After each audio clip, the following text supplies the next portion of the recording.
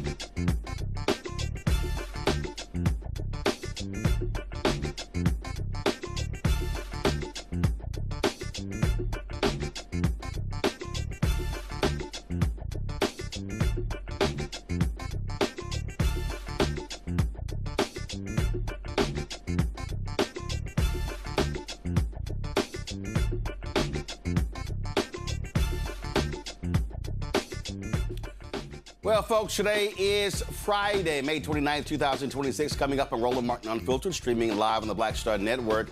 The Republican war on Black America continues in Louisiana. They approved a new congressional map eliminating one of the state's two majority black districts and drew an additional Republican-leaning district in its place. Not only that, the plaintiffs in the Louisiana Calais decision, they wanted to wipe out both black districts. We'll be joined by Congressman Cleo Fields, whose district has now been eliminated. In Alabama, they are rejoicing over a appeals court allowing them to cancel the May 19th, 10 days ago, the May 19th election, and calling for a special election for 2 state Senate seats. That's to also wipe out black people. The twice-impeached, criminally convicted con-man-in-chief gets a setback in the federal court. First of all, a federal judge says, y'all can't move that $1.8 billion white domestic terrorist reparation fund. And another federal judge said, sorry, Trump, take your name off of the Kennedy Center. You don't have the authority to have your name on it. A black Texas teen's trial for murder begins on Monday. We'll preview the case of the state of Texas versus Karmelo Sincere Anthony, the black teen who stabbed the white teen at a track meet in April 2025. Plus, we'll show you some white folks who love to, FAFO when messing around with black folks who are just trying to live. It's time to bring the funk. I'm Roland Martin Unfiltered on the Black Star Network. Let's go. He's got whatever the miss, he's on it. Whatever it is, he's got the scoop, the fact, the find. And when it breaks, he's right on time and it's rolling. Best believe he's knowing. Putting it down from sports to news to politics. With entertainment just for kicks, he's rolling.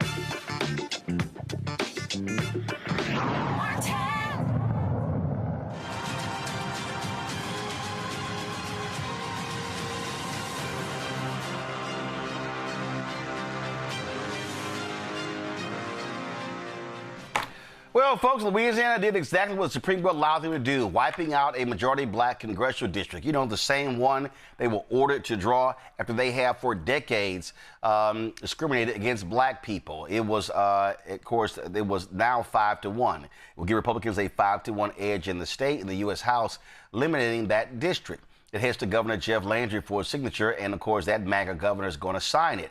Now, the New Orleans-based district, represented by Congressman Troy Carter, will keep its black majority, though it will stretch into parts of Baton Rouge. The Baton Rouge-based district, held by Congressman Cleo Fields, will be dissolved, with its voters redistributed into other districts, particularly into predominantly white areas in the Baton Rouge suburbs in southern Louisiana. The new map will shift Louisiana's delegation from 4-2 Republican to 5-1 Republican. Joining us right now is Congressman Cleo Fields. Glad to have you here. What's crazy, Congressman, is that the plaintiffs, all this is because of the Louisiana versus Calais decision. And the plaintiffs in the Calais decision, they're so, frankly, racist. They did not just want to wipe out your seat. They were clamoring to wipe out the seat of Congressman Troy Carter as well. Yeah, but first of all, thanks for having me, Roland. And you're absolutely right. I mean, the Calais plaintiffs, they have decided, they haven't yet, but they are talking about and threatening to file another lawsuit saying that the map is still gerrymandered because of, Congressman Troy Carter's district. I think that's just absolutely nonsense. And people in Louisiana and people all across the country need to fight back. I mean, people need to, if you're not registered to vote, then you really should be. And if you don't vote and you're registered, then you should vote. I mean, and people all across the country just need to take these signals seriously and actually take this time to register to vote and also participate. Because, this 33% black population in Louisiana is not going anywhere but to the voting polls. And we're encouraging people to get out, get registered, and get out and vote on Election Day. Well, to that particular point there, that is important. And we've been saying that for quite some time, on this show. And what you have here is, and again, it's all nonsensical. On one hand, you've got these Republicans who were defending the map in court, saying no, race wasn't part of the consideration. And then when the Calais case was filed, they were like, oh, let's now switch sides. And it's like, okay, now we're going to fight for that. Then the same Supreme Court, the exact same Supreme Court, ruled that it was discriminatory maps against black people and allowed for the second one to be created. Then they come back and now say, well, no, race can't be used, so we're going to wipe that out. Yeah, this is a signal that was sent by President Trump the day he took office, when he signed an executive order to do away with diversity, equity, and inclusion. It sent a dog whistle across the country that it was all right to be exclusive and not inclusive, that it was all right to discriminate. And then the Supreme Court, basically they followed through because, listen, Roland, I was chairman of the committee when we created the second minority district in Louisiana. I was chairman of Senate and Governmental Affairs, and I knew we had to follow the jingles test because we had been down this road before, quite frankly. And the author of the bill, we made it very clear. I questioned him extensively. Why are you drawing the map the way you drew it? And because we drew maps that were much more compact. And he said, listen, I'm trying to protect the only female member of Congress from Louisiana. I'm trying to protect the Speaker of the House. I'm trying to protect the Majority Leader. Those political considerations were absolutely okay under the jingles test. And the Supreme Court just did not want to see it that way. The record is clear. The record is there. They just didn't read it. What, 6 of them didn't or didn't care. But, these are the same struggles we had when we were fighting Plessy v. Ferguson. And I tell people in Louisiana, listen, we've been down this road before. We've had battles like this before, and we can't retreat. We just got to get more engaged. And that's why I'm encouraging people, not only in Louisiana, but across the country, particularly the southern part of the country, to get more engaged and participate in this process, because these voters, they don't know where to. I mean, they were having a problem with all these black voters. What are we going to do with them? These voters are going to go to the polls and they're going to vote on Election Day. And no matter what district you put them in, their voice will be heard. And look, that was one of the issues that we raised.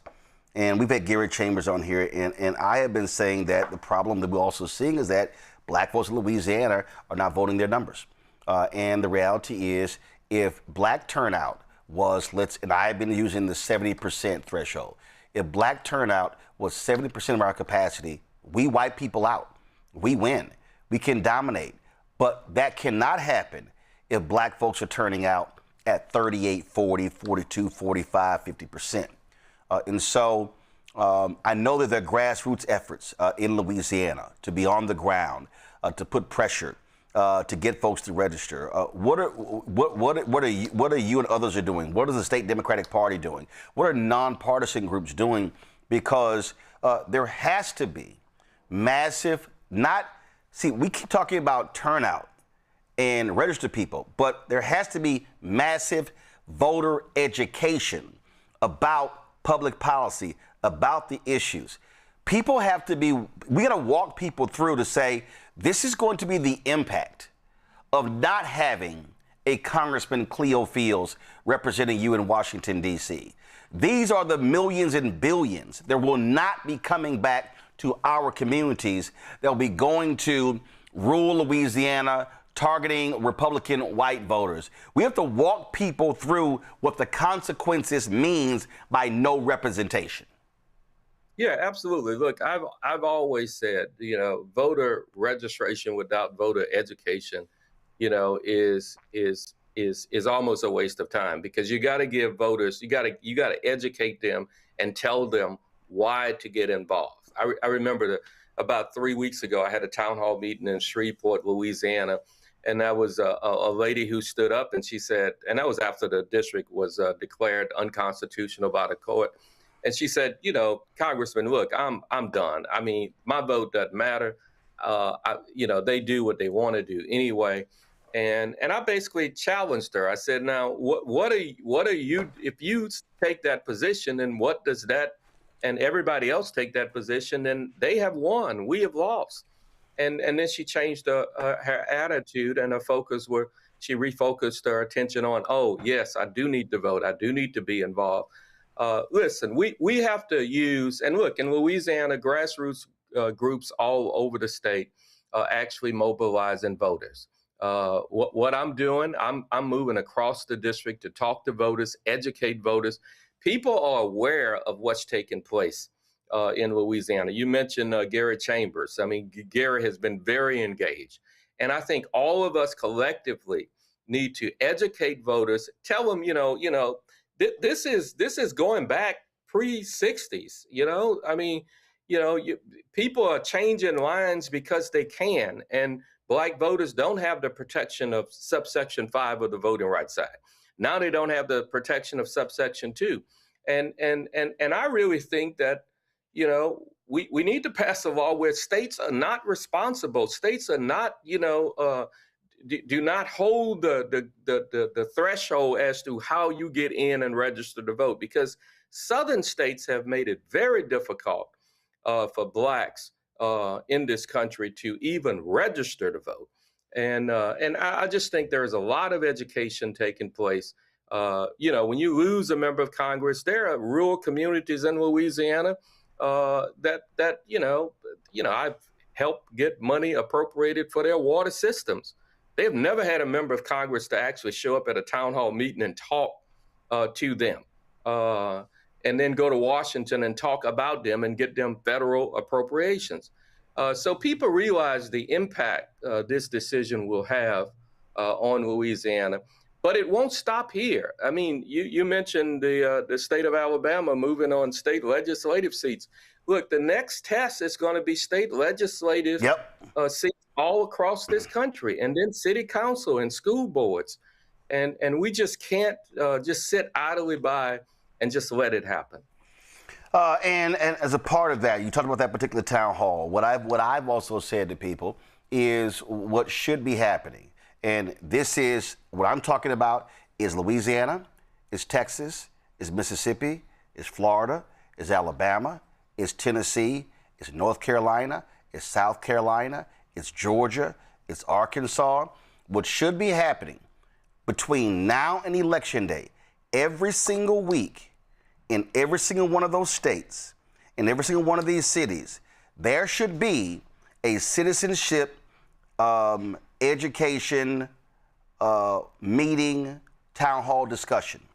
And I'm talking about, and what I've been saying, Congressman, is we don't need one group or one church bearing the burden of doing it every single week. What I'm saying is every single week in Baton Rouge, it should be this week, it's going to be this church. The next week, this community group. The next week, the Alphas are doing it.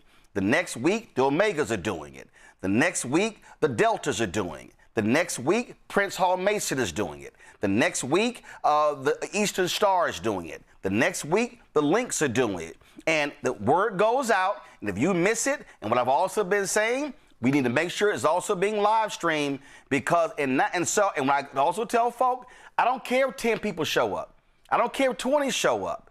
We have to have that, and we've got to be walking people through saying, let me explain to y'all, this is what the district now looks like. This is what's going to happen if they are in control. If these are the public policy that's going to be impacted. Right now, the Republicans have a razor-thin margin in the House. That one seat in Louisiana could make the difference between whether you have a Speaker Hakeem Jeffries or you have Speaker Mike Johnson. And then, because it happened in North Carolina. And so that's what this has to be about. It has to be that type of action, which we saw during the Civil Rights Movement or the Black Freedom Movement, where it was constant. And so it can't just be, well, let's just send some tweets out, put it on TikTok, put it on Instagram, and hope folks show up. Nah, it's got to be hardcore grind every week. No, I agree with you, and you couldn't have said it better. I mean, it has to be, and it has to be all inclusive. You know, I think the Divine Nine, they need to, and they have been here in Louisiana, and I suspect other states as well. They have been engaged. I really think people in Louisiana are more engaged now than they have been since, and I'll be honest with you, since David Duke.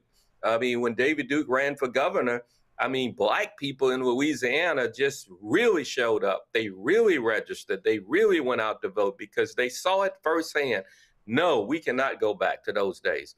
And the Greeks and the fraternities and the churches, the sororities and the churches and nonprofit groups, groups all over Louisiana actually got engaged. And I think, that is happening now. And I can't overemphasize, what you just said. I mean, everybody has to play a role in this. During the civil rights fights back in the day, Dr. King was like the icon of it. Jesse Jackson was like an icon of it. All of these civil rights leaders were icons, but it took a whole group, the masses had to make John Lewis, when he walked across that bridge and had his brains almost beaten out, it was a whole movement. And I think, people sense the need for that movement today. And I really appreciate what you said. And I think that movement is coming together right now as we speak. Last question for you. You have a decision to make. Are you going to run for re-election in one of these seats? I'll be honest with you. Go ahead. Yeah, I am seriously considering it. I'm going to meet with folk, in the next week, and we're going to make our decision, and our decision will be made public within the next 2 weeks. I'll put my 2 cents in here. The reason I believe that you should run is because I believe, giving them a clear path is capitulation. And I think whoever, if you choose to run and you run against them, they have to answer for this.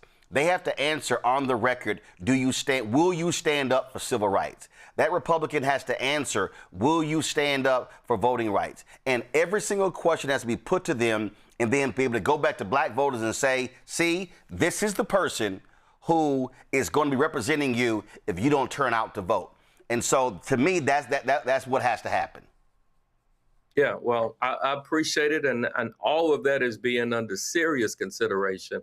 And as usual, Roland, thank you so much for keeping the issues that affect Black people across this nation in the forefront. I certainly appreciate it. Congressman Cleo Fields, thanks a bunch. Thank you. Bye. Go to my iPad, folks.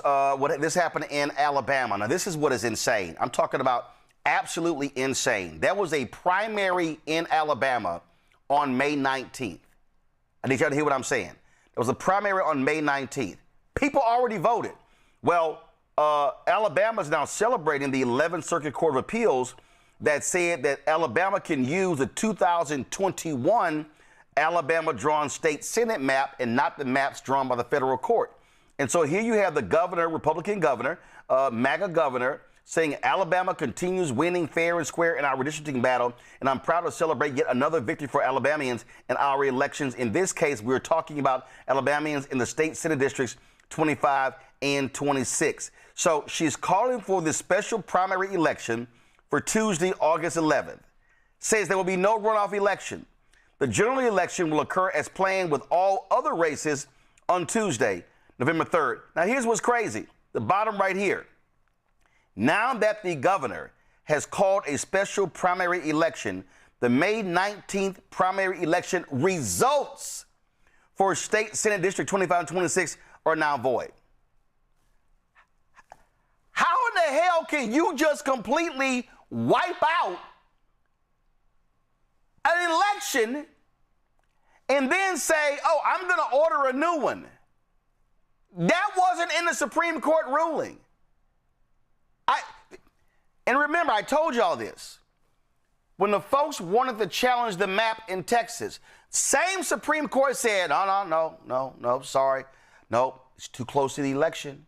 Yeah, this was in December. The Texas primary was in March.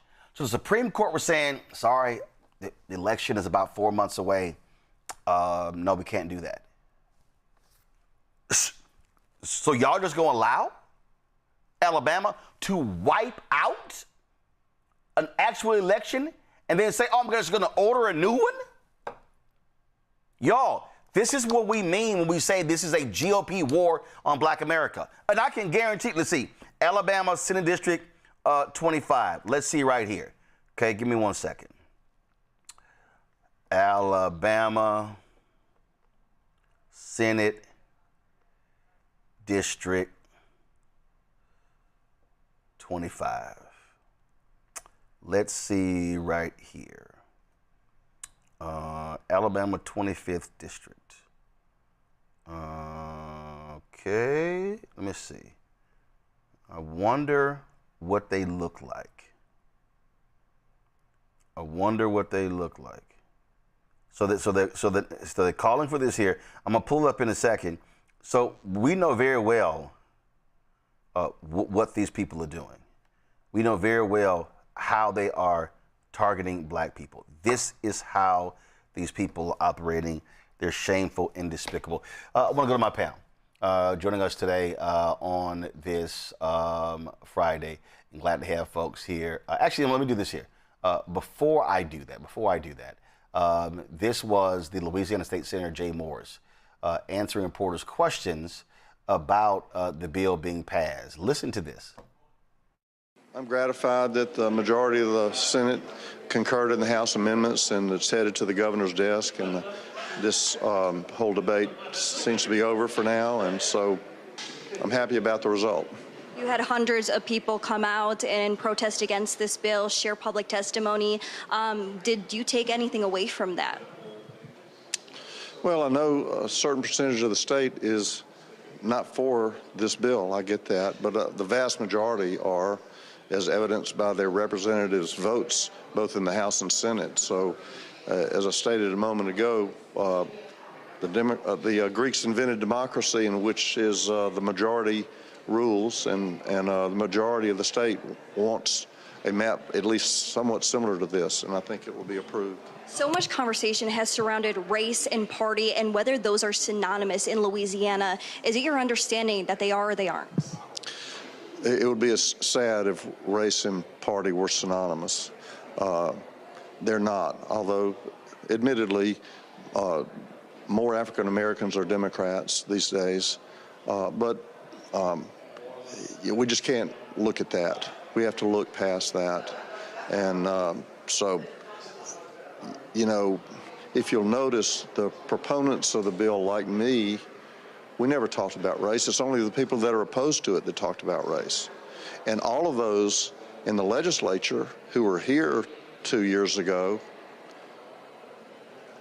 voted for a map that was racially gerrymandered and was declared so by the United States Supreme Court.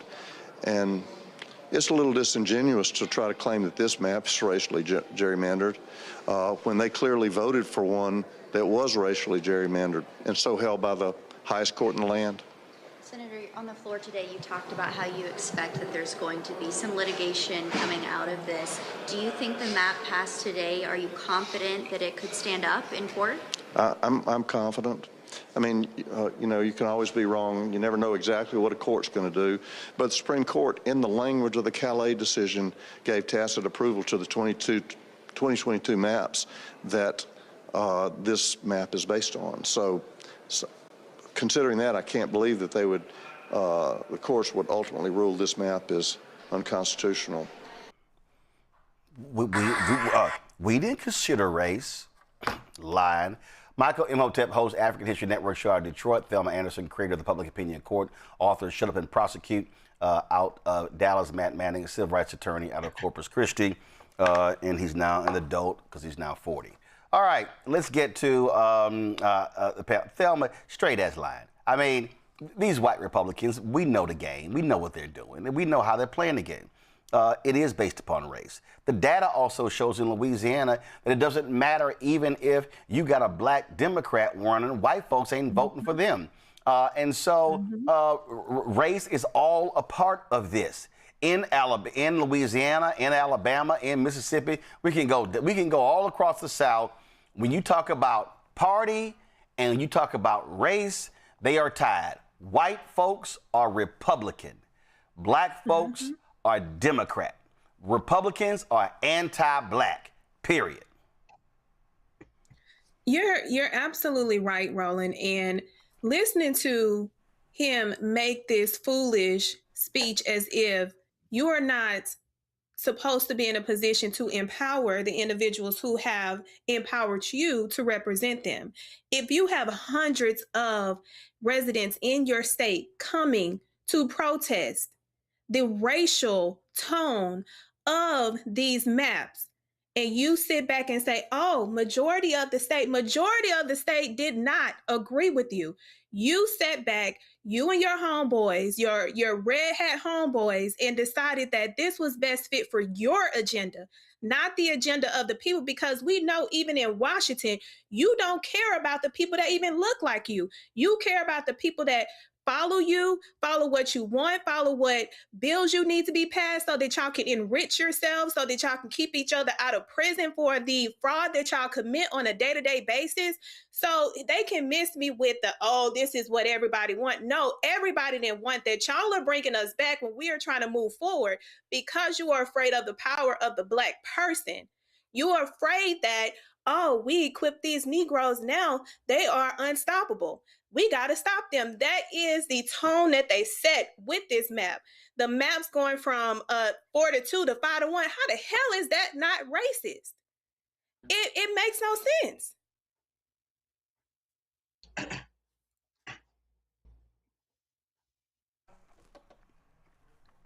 Michael?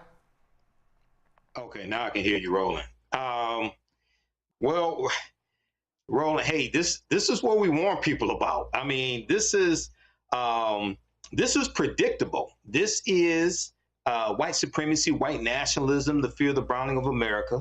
But you know, when State Senator Jay Morris, I have to give it to him. He's another one of the great straight-faced bullshitters, just like Junior Varsity Vance. He sat there and told those lies with a straight face. African Americans are 33% of the state population, right? So what they just did was they protected the House seats of Mike Johnson, protected the House seats of Steve Scalise. They put the black voters into one district that snakes throughout the state. They put them into one district, but it's not about race, okay? So now they have no problem with majority white districts. They have 5 majority white districts, but it's not about race. They have no problem. The problem is when you have 2 majority black districts and there's 6 total districts, and they want to reduce it down to 1 majority black district. Okay, so this is what we warn people about. But the other thing, Roland, at the same time, when you have brain damaged Negroes on social media attacking the NAACP for their out of bounds campaign to rally, support, and crack down just on things like this, you have the political lynching continuing that's taking place. So it's been 1 month since Louisiana versus Calais Supreme Court decision. That was April 29th. Look at what has happened just in this 1 month. So this is why the fight continues, and we have to be smarter too. When you look at this statement here, Matt, Kay Ivey says, I can tell you this, Alabama is not tired of winning. And this is why the NAACP is saying to black athletes, guess what? Let them win without y'all. People have to understand what is at play here. This is absolutely an anti-black agenda. They're targeting black people. They're targeting black power, black representation. They're targeting black communities.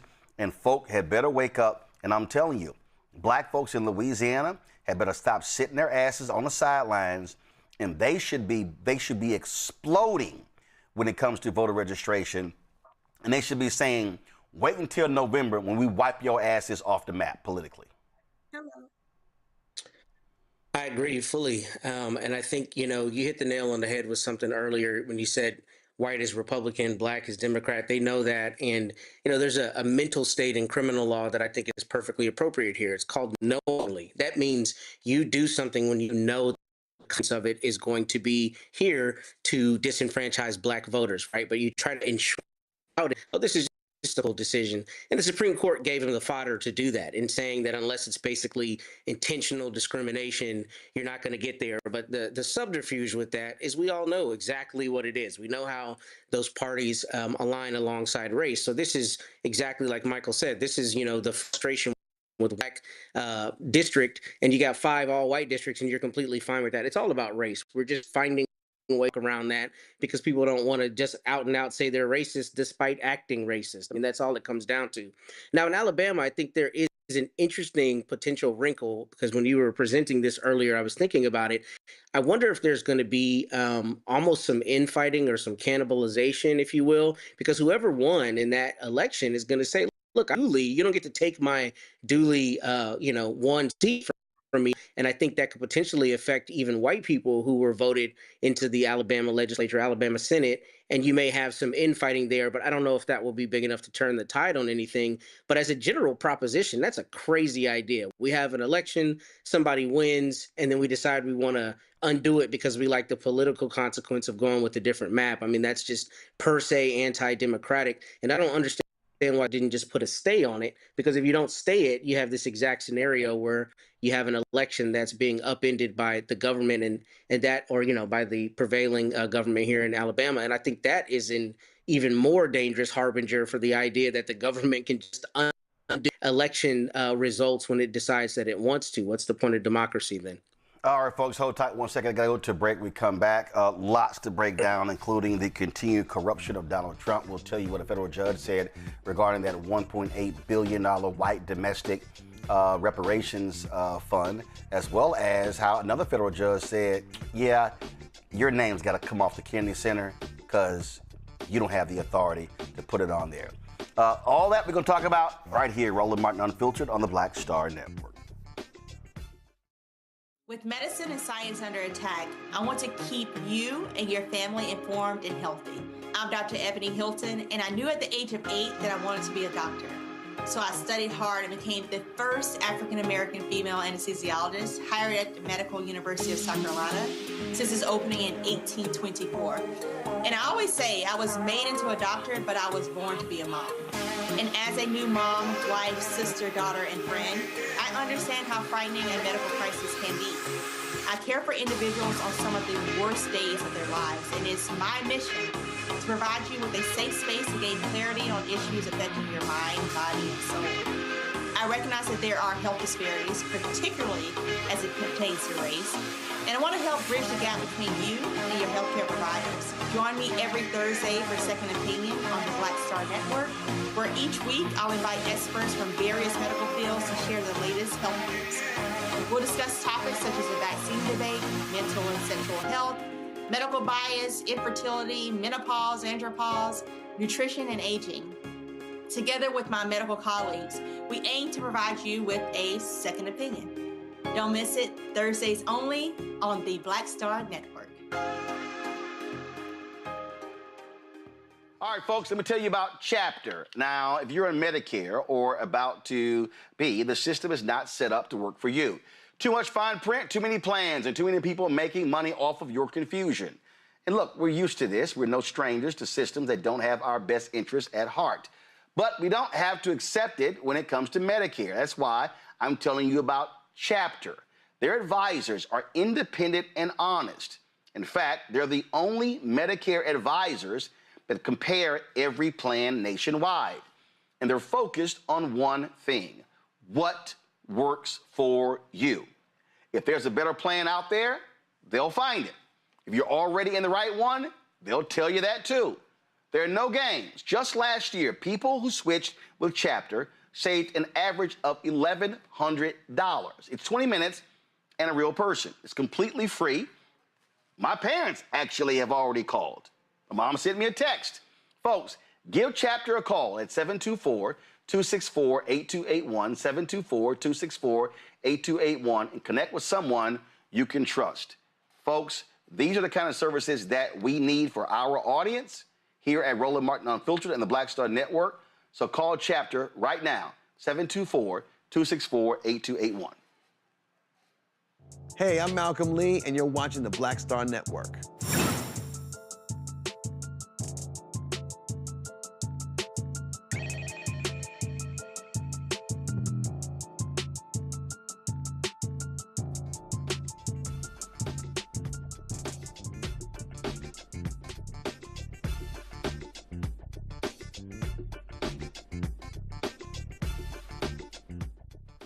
Veteran Democrat Congresswoman Frederica Wilson of Florida is not going to seek re-election to her 24th congressional district. 83-year-old publicly announced that she was retiring at an event in Miami Gardens where a street was being renamed in her honor. And I know all of you are wondering, what is the Congresswoman going to do? Well, the Congresswoman is going to not seek. I am going to travel the country, expanding the 5,000 Role Models of Excellence Project. The people who call our office every day asking, how do we get a program in our school district? That is what I'm going to do. I want to thank all of you for trusting me, for giving me the honor of serving you all of these years. It has been a blessing to meet all of you, to help so many people. I cannot go anywhere.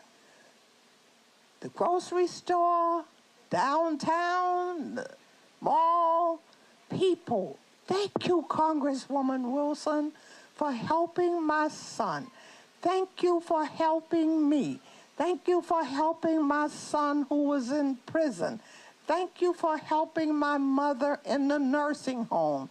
So it has been quite a journey. Folks, she has recently been absent from Washington, D.C., missing more than 40 House votes while recovering from a second eye procedure. Wilson is known for her outspoken advocacy, decades of public service, and, of course, her cowboy hats. She's represented Florida's 24th congressional district since 2010. Democratic leader Hakeem Jeffries released a statement about her decision to retire. Throughout her entire career in public service, Congresswoman Frederica Wilson has been an unyielding champion of our children, a defender of the disadvantaged, and a voice for the voiceless. Representative Wilson's deep roots serving the community began as an educator and elementary school principal, eventually earning a position on the school board and later in the Florida State House and Senate. During her tenure on the school board, Frederica launched the 5,000 Role Models of Excellence Project, a nationally recognized example of incredible community leadership dedicated to empowering young men through mentorship, purpose, and pathways to future opportunity. 30 years after its founding, the 5,000 Role Models family counts mayors, professional athletes, and entrepreneurs within its ranks. I'm proud to be a role model and to have had the opportunity to support this transformative program over the years. For more than a decade in the United States House of Representatives, Frederica Wilson has been a relentless advocate for our young people, fighting to increase economic growth, create jobs, and lower costs for working families. Congresswoman Wilson forced our government to confront and begin to address the unique racial inequities persistent across our communities through her landmark bipartisan legislation to create the Commission on the Social Status of Black Men and Boys. The House Democratic Caucus will deeply miss Representative Wilson and her iconic hats. More than just her signature style, they represent her many roles throughout a lifetime of service. We are forever indebted to her for her tenacity, and we wish her and her family the very best in this next chapter. Now, here's the thing here, folks. She made this decision to retire, and she also said that the reason she chose to do so after the maps were passed in Florida is because she did not want Governor Ron DeSantis targeting her. So she said she was very strategic when it came to announcing her decision. Michael, I'll start with you. These are the kind of decisions that should have been taking place for quite some time for other people. The reality is, if you look at the last several members of Congress that have died in office, most of them have been Democrats. Folks like Jerry Connolly, Garcia. You also, of course, you had State Representative Sylvester Turner. Before that, Sheila Jackson Lee, David Scott. My deal is this here. If you're elderly, if you are constantly sick, it's time to go. You serve your time. It made no sense to me. Look, David Scott, frat brother, but I'm like, bruh, why did you file for re-election? And then he dies before the primary. And so I'm glad that Congresswoman Frederica Wilson said, listen, I served my 10 years. I've served time. It's time for me to step down, 83 years old, having health issues. And then, listen, you can live the rest of your life. You can still stay involved in public service, but you don't have to be. Public office does not mean public service.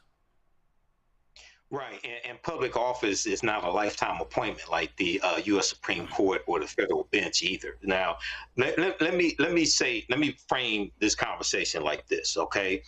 I appreciate those who are lifetime servants, lifetime public servants, okay? I appreciate that. Sometimes, and this may not apply to Representative Frederica Wilson, but just generally speaking, sometimes when you have somebody that's a lifetime public servant, and they care about the people, it's hard for them to step away from that position, okay? And then other times you have those whose identity is defined by that position as well, and it's ego-driven, okay? Here, you know, I'm glad she made this decision. And she's 83, and I'm not into ageism, but hey, when it's time to hang it up, it's time to hang it up, and you can still stay active in other ways. But I respect her for, you know, making this decision. And there's a lot of old ass Republicans that need to make the same decision also. So I know we've had recent deaths among Democrats, but hey, it's on both sides. Yeah. Okay. Yeah, absolutely. But I agree with this, and I respect her for this also. Absolutely. And Thelma, again, it's about continuity. You're representing the people. It's not about you. It's about the people you represent. No, absolutely. I agree with what both of you have said. And I think people forget that your purpose has an expiration date. It's not meant for you to stay lifelong in a purpose for it to be fulfilled. And what I appreciate about Representative Wilson is the fact that she showed Joe Biden what he should have done. And my issue with these elected officials, when you know that you are sick, when you know that you cannot perform the duties of what the people voted you in to go and fight for them and be their voice, it's time for you to wrap it up. You stand there for an agenda of yourself. It becomes self-serving and not selfless. at that point, when you start to think about, oh, the betterment of yourself, that's not why you are put in this position. It's the betterment of the people. And when people get to a certain age, we know that things slow down. Your motor is not going to motor like it was when you were 21. It is meant to slow down. And at that point, you need to have a hard conversation with yourself, because I don't want to keep seeing people like Mitch McConnell falling out and looking ridiculous, knowing that he one foot in the grave and 1 foot out. It's time to hang it up and understand your purpose can continue in other ways. That's what I appreciate about Representative Wilson. She understood that. Regardless if she's in her 80s now, she said, you know what? I can't rooster like I used to. It's time for me to let someone else come in, despite what the governor is doing, to take on what the legacy that I've built. Absolutely. Matt? Okay, all right, Matt working through his Wi-Fi there. All right, we'll get him back. All right, y'all, let's talk about this here.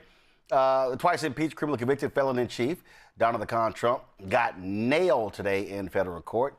He must remove his name from the Kennedy Center. U.S. District Judge Casey Cooper said the board violated the law by adding Trump's name to the historic performing arts venue. The judge also blocked the Kennedy Center from temporarily closing its doors for a year-long renovation. In the 94-page opinion, Judge Cooper concluded that the law establishing the center makes crystal clear that the center is to be named for President Kennedy, and it cannot bear any other formal name or public memorial based on the board's unilateral say-so. The Trump administration must remove all signage from the Kennedy Center that includes Trump's name and update its website to remove all references to the name Trump Kennedy Center or the Donald J. Trump and John F. Kennedy Memorial Center for the Performing Arts. It must take place within 2 weeks. Judge Cooper said the center was permanently blocked from displaying, installing, or maintaining any physical or digital signage on the Kennedy Center building or grounds that designates, suggests, or implies that the institution is named for any person other than President John F. Kennedy. Now, this was a lawsuit that was filed by Congresswoman Joyce Beatty, who is an ex officio member of the board. Congresswoman Beatty, want to have her on the show. She's receiving an award, so she couldn't make it, but she did release this statement. Today's ruling rightly affirms that the administration's efforts to rename and close the center have no basis in law. The Kennedy Center is an institution that belongs to the American people, not to Donald Trump. He has desecrated this sacred memorial for his own vanity. I'm proud to have fought for the rule of law and to protect this sacred institution. The judge made it perfectly clear that only the Congress can designate whose name goes on that building, not Donald Trump. And y'all know what happens when a spoiled child throws a temper tantrum and acts like a pissant. Well, that's Donald Trump. This is what this fool posted on Truth Social. I'm not going to read all of this trash, but I'm definitely going to read the highlights. Shockingly, a judge appointed by Barack Hussein Obama, Christopher Cooper, ruled that the Kennedy Center, which was going to close in early July for large-scale renovations and construction due to years of neglect, decay, and poor maintenance, and which was to be transformed by the Trump administration into the finest facility of its kind anywhere in the world, is not allowed to close for these renovations, which would not be possible to properly do without such a closure. He then goes on. Judge Cooper ruled that the 36-member Board of Trustees, which unanimously voted to add the name Trump onto the former Kennedy Center, making it the Trump Kennedy Center, did not have the right to do such an addition, and the name Trump must be removed. Yeah, idiot, because only Congress can do that. You're not a king. So he then goes on to say, they failed to do anything with the center. Then look at this here. He was looking forward to making it into a great and prestigious winner for Washington, D.C., and indeed the United States of America. Blaming, he calls out radical left. They would rather see it die than have President Trump transform it into something that everyone could be proud of, much as I have done in many cases throughout my life, and recently with all of the construction, renovations, and fix-ups that we have completed with the Department of Interior on waterfalls, fountains, blah, blah, blah, blah, blah. Then he goes on, radical left Democrats. And now I love this here. We're going to be working with Congress to transfer this failing institution back to them so they can make a determination as to what to do with it. Okay. Y'all, you can't transfer the facility back to Congress. Congress has oversight.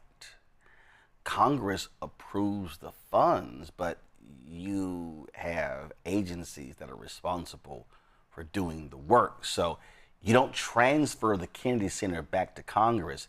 You never had the authority to put your name on it. Oh, it gets better. Let's see here. Judge Cooper was given a presentation by leading building and construction experts as to how structurally dangerous the building is, with rotting beams, parking areas that are subject to collapse, and various other life and safety problems.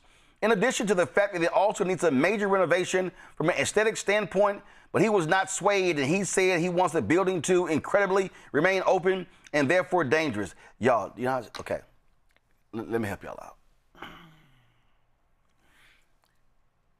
You can do repairs to the Kennedy Center. You just gotta take your punk ass name off. And that's why he's mad. Because his punk ass name gotta come off. Oh, y'all, it gets better. Here we go. Unless I am free to do what I do better than anyone else, bring this institution back physically, financially, and artistically, I have no interest in continuing what could only be a hopeless journey into Never Never Land. So what the 80-year-old obese child is saying, I can't get my way. And if I'm not going to get my way, I'm going home. I'm taking my toys with me. But the judge said, I'm sorry, the Kennedy Center is not your toy, so it has to stay. This is a petulant child. MAGA, all you maggots, y'all voted for a deranged narcissist to sit in the Oval Office. What this goes to show you is Donald Trump doesn't give a damn about America, the United States, none of that. Donald Trump only cares about Donald Trump. That's all. He doesn't care. Look at this. I have instructed the Department of Commerce to make all necessary arrangements with Congress to allow a full and complete transfer of this institution, giving them the responsibility for its operation, maintenance, and management. Y'all, he can't do that. See, let me explain to y'all how this thing works. A little thing called the Constitution. Anything that deals with money, any bill or whatever, it has to start in the House. Can't start in the Senate. It literally has to start in the House. And then once the House passes it, then it goes to the Senate. And then if they have a separate bill, then they pass it there, then they reconcile the two bills. Then the House has to vote on the reconciled bill. Then it goes to the Senate, and then it goes to the occupant of the Oval Office to sign. Congress funds departments. So you have Commerce, the Interior, Health and Human Services, Department of Agriculture. You've got the Pentagon. I mean, we can go on and on and on, listing all of the Labor, Veteran Affairs, listing all of the departments. The various federal departments have oversight of certain things. So, for instance, Donald Trump can't just say, even though he's tried this with the Education Department, Department of Labor, y'all are now in charge of the Washington Monument. Can't do that. That's not how it's done. So this idiot actually thinks that he could just, okay, Congress, I'm going to give y'all the Kennedy Center back. No, you can't. The man is an idiot. He's an absolute idiot. And he lost, and he's throwing a tantrum. Oh, but it got better. Another federal judge temporarily blocked payouts from Donald Trump's Anti-Weaponization Fund, which is really the White Domestic Terrorist Reparations Fund. Today's ruling means no money will be released for the claims through this new $1.7 billion slush fund for Trump allies who believe they were victims of a weaponized government. U.S. District Judge Leone Brikema in Alexandria, Virginia, also barred the government from moving forward with the fund's creation while litigating challenges to it. Yep, that's pending. The judge scheduled a June 12th hearing in this case to hear arguments about whether to extend the order blocking payouts from the fund. The government created the reserve to resolve Donald Trump's lawsuit against the Internal Revenue Service over the leak of his tax returns. Oh, and one more thing about those tax returns. You know the judge that was overseeing the lawsuit? And you know that judge has said, you know what?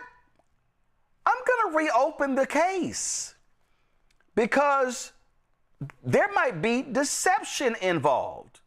Ooh, y'all, my man hit the hat trick today. Donald Trump hit the hat trick. The judge said, yeah, I got some problems. I got some problems with what y'all have done.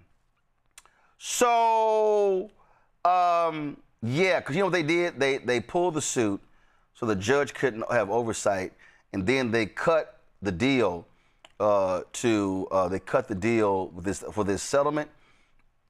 And y'all, they thought they were trying to do a get over.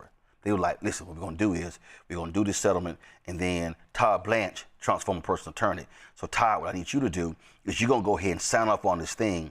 And see, when you sign off on this thing, we're going to have the authority to create this fund. And so then I'm going to hand out checks to all my white domestic terrorists who got busted. And so that's how we're going to do it. That's the play. We're going to run the play. All right, hut.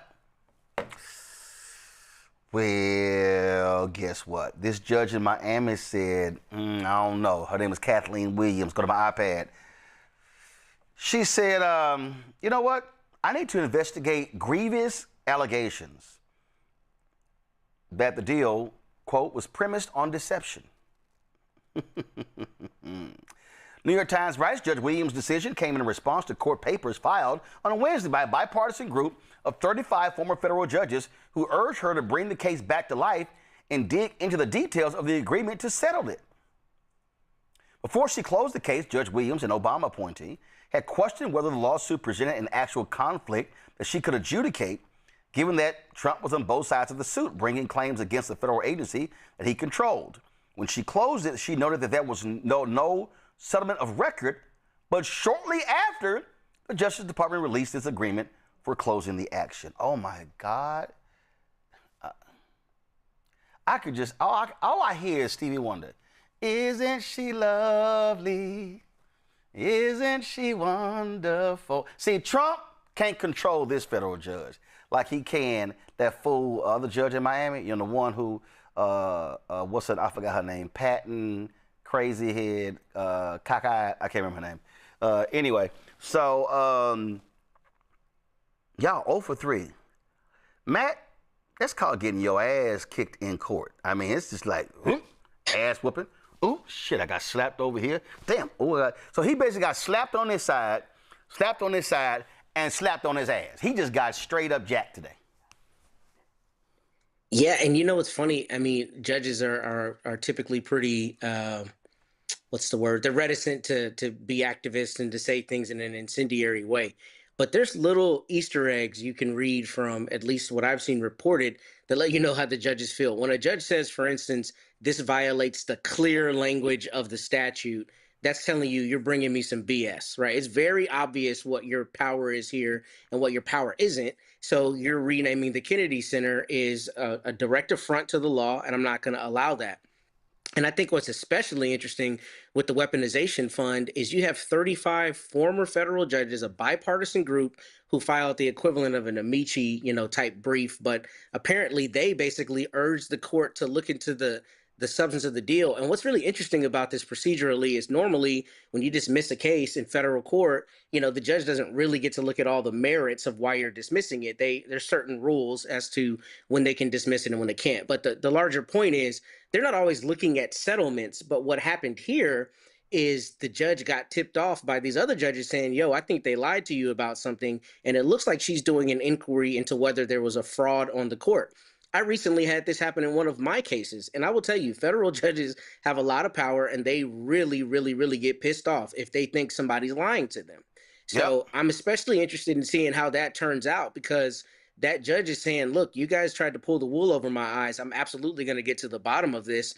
And just as a basic premise, I mean, you can't really have a lawsuit against yourself. That's what makes this so per se corrupt, right? It's self-dealing. And that's the crux of all of this. Trump's trying to pay himself with taxpayer money through this fund. But if you look at the procedure, they withdrew the complaint or the lawsuit once there were questions, being bandied about what was going on, and then they decided to come up with this settlement. So I think you're looking at potential actions from the court that could really implicate people, their law licenses, whether people were dishonest with the court, and there could be a much larger thing going on here than just whether this fund is set up or not. Yeah, I mean, like this is what the New York Times says. In her brief but stern order on Friday, Judge Williams said that she wanted to investigate the circumstances surrounding Trump's efforts to settle the lawsuit in a way that benefited him and his allies, asserting that she was, quote, empowered to investigate serious misconduct.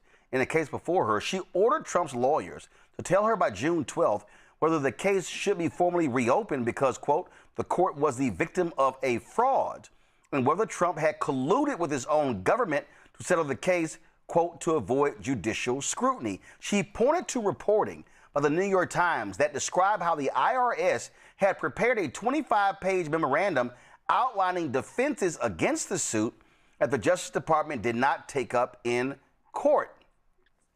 Thelma, Matt's right. Federal judges have lots of power. And we already know how Trump has been busted for lying to federal judges. And so they're now going to have to bring in paperwork saying, yeah, my bad. When was this dated? Yeah, this thing was dated. Oh, and don't start trying to change the paperwork. So what she's saying is, I need to see all that correspondence. I need to see those emails. I need to see all those memos because I want to know, did y'all draw up this agreement before I close the case? Meaning, y'all were playing in my face. And playing in her face, they was doing. And here's the thing that I said this when Trump became president. I said, not only are we going to have a melting pot of every industry, specifically the legal industry, we're going to see exactly the corruption that goes on within the legal profession. And this is nothing but it being put on display. When a judge says, y'all came in my court and had the audacity to use the black letter law to try to persuade me when y'all already knew the plan and the plot before you came in here and you deceived me. But see, your deception is now my detection. And now we finna roll this back because I want to see everything because now I'm finna check the metadata. And when they start checking that metadata is going to track the dates. And those dates don't lie, but they did. And they're going to get caught up in it. And guess what? It's going to cause those lawyers to have disciplinary problems. They could be disbarred because when a federal judge say you lying, they're definitely going to report you to the bar. And the way that they report it is not like none other.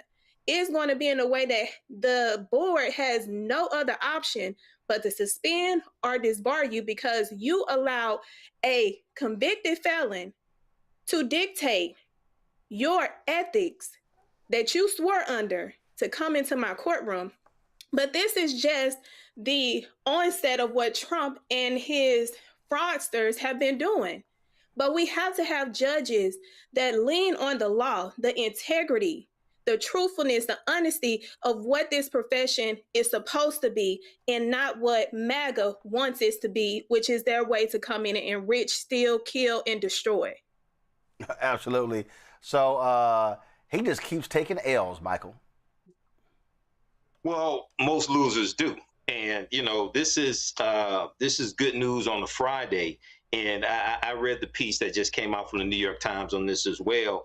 And Judge Kathleen Williams noted that when she closed the case, when the case closed previously, that there was no settlement of record. Okay, so this is one of the things that has come up in the analysis of this. Okay, so you filed this frivolous lawsuit against the IRS for $10 billion, right? There's no settlement of record, but then you create this $1,776,000 fund and talk about this is for people who were the victims of weaponization of the government. And a lot of people are saying this is Donald Trump's attempt to fund his personal militia so that the January 6th insurrectionists, who he gave a pardon to, 1,500 of them, can now get money after they assaulted police officers and stormed the Capitol, because who knows what's going to happen if he needs them again. Okay? So we have to understand how all of this is connected. So this is, once again, the reason why you have to have good federal judges. This federal judge was nominated by Obama, and then also Judge Burkima, nominated by President Clinton as well. So all those people out there who said judges don't matter, your ass probably didn't read any of Project 2025 either and don't know what's going on. You know, so we have to understand how all of this is connected. But so we'll see how this works out, but the fight continues. Keep taking those L's. All right, y'all. Quick break. We come back. Drama in the New York Giants locker room, beyond the fact that they suck as a football team.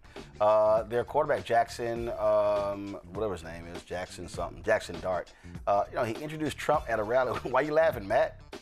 They do. They suck. They So suck. you said they suck. I'm a Cowboys fan. I hate the Giants. So Shit, y'all suck too. Y'all suck more than they do. That's not the point. We hate the Giants. I mean, like if you gonna laugh, if you gonna laugh, I mean, you were laughing too much. Y'all really suck.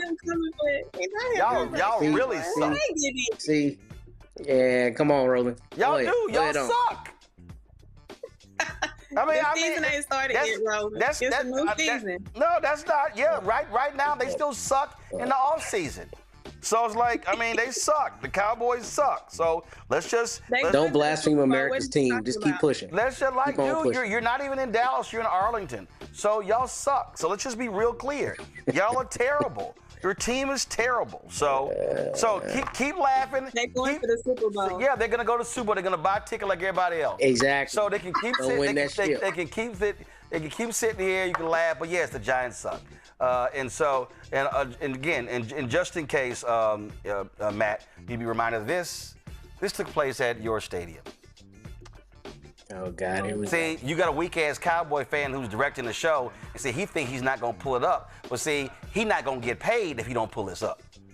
So I advise Henry to go ahead and punch that. I advise Henry to punch that button, or I'm telling you, because I'm telling you right now, I would advise Henry to call the EEOC. No, you call it EEOC because you call EEOC. Let me remind you, I approve invoices. Let me also remind Henry, I dictate who directs each day. So you might not even, Henry might not be able to even put an invoice in because he may not be directing for the next month. Hero, give Henry my number. Oh yeah, boy, it's amazing. It's amazing. Oh hell yeah, it's amazing how they got punched. Oh yeah, it's amazing how they got punched. So I just wanted to remind y'all, no, keep it up. Bring it back up. This workplace violence. I just want to remind Matt who beat your ass in your stadium, like smacked the shit out of you. So next time, keep the Texans out your mouth, except say way to go for beating our ass. There you go. Now Henry, clearly you feel some kind of way. Nobody said anything about the Texans. Now Henry, you can come back to the panel. Yes, I thought so. All right, when we come back, we're gonna talk about Jackson Dart. Speaking of the Trump rally, and man, his teammate lit his ass up. That then led to a team meeting. Now Dart comes out today to address it. Carter comes out today to address it. And you know Jameis Winston has something to say too. We're going to show all that next on Roland Martin Unfiltered on the Black Star Network. Don't forget, support the work that we do. Join our Bring the Funk fan club. Y'all, this is the realest, blackest show out here. Don't nobody do what we do. No radio show, no TV show, no digital show can touch what we do. And so y'all want to support what we do, please do so by joining our Bring the Funk fan club. You want to contribute via Cash App, use a Stripe QR code. You see it right here. Checks and money order, make it payable. First of all, you're listening, go to blackstarnetwork.com if you want to support the show. Checks and money order, make it payable to Roland Martin Unfiltered, P.O. Box 57196, Washington, D.C., 2003 7-0196. PayPal's R. Martin Unfiltered, Venmo's RM Unfiltered, Zelle, Roland at RolandSMartin.com, Roland at RolandMartinUnfiltered.com. We'll be right back.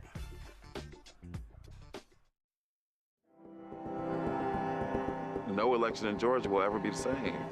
You're not gonna be able to tell black folk your vote don't matter in 2 years when it's the gubernatorial race and these state legislative races, that we don't have the power to win a state senate seat. Now I say that, but this is the caveat. This is the tricky part. This was possible because there were more resources than we've ever seen in this state. The question is going to be, now that we done saved the country and white folks in the country aren't feeling like the world is falling apart, is there going to be the same kind of investment in black-led organizations and in black communities? If there is, there's no election in the state that we can't win. There's no election in the South we can't win. We'll still be motivated. We still will have learned lessons. Black folks still going to be amped. But at the end of the day, it's not sustainable. We can't really count on external funding long term. Independent politics requires independent money. When we can combine that kind of economic power with the political power, now we're talking. That's nation building. That's what we're trying to get to.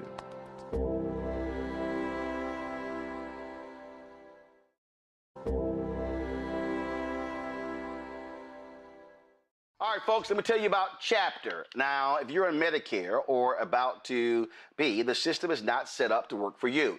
Too much fine print, too many plans, and too many people making money off of your confusion. And look, we're used to this. We're no strangers to systems that don't have our best interests at heart. But we don't have to accept it when it comes to Medicare. That's why I'm telling you about Chapter. Their advisors are independent and honest. In fact, they're the only Medicare advisors that compare every plan nationwide. And they're focused on one thing: what works for you. If there's a better plan out there, they'll find it. If you're already in the right one, they'll tell you that too. There are no games. Just last year, people who switched with Chapter saved an average of $1,100. It's 20 minutes and a real person. It's completely free. My parents actually have already called. My mom sent me a text. Folks, give Chapter a call at 724-264-8281,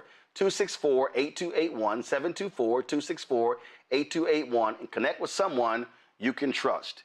Folks, these are the kind of services that we need for our audience here at Roland Martin Unfiltered and the Black Star Network. So call Chapter right now, 724-264-8281. I'm Brittany Noble, Midwest-born, HBCU educated with experience in newsrooms across the country. Well, I've teamed up with Roland Martin to bring to you The Breakdown. This isn't just news. It's our stories, our voice, our community. Join me for The Breakdown, Monday through Friday at midday, only on the Black Star Network. How you doing? I'm Mark Curry, and you're watching the Black Star Network. That's why I got these glasses on, because that black star is bright.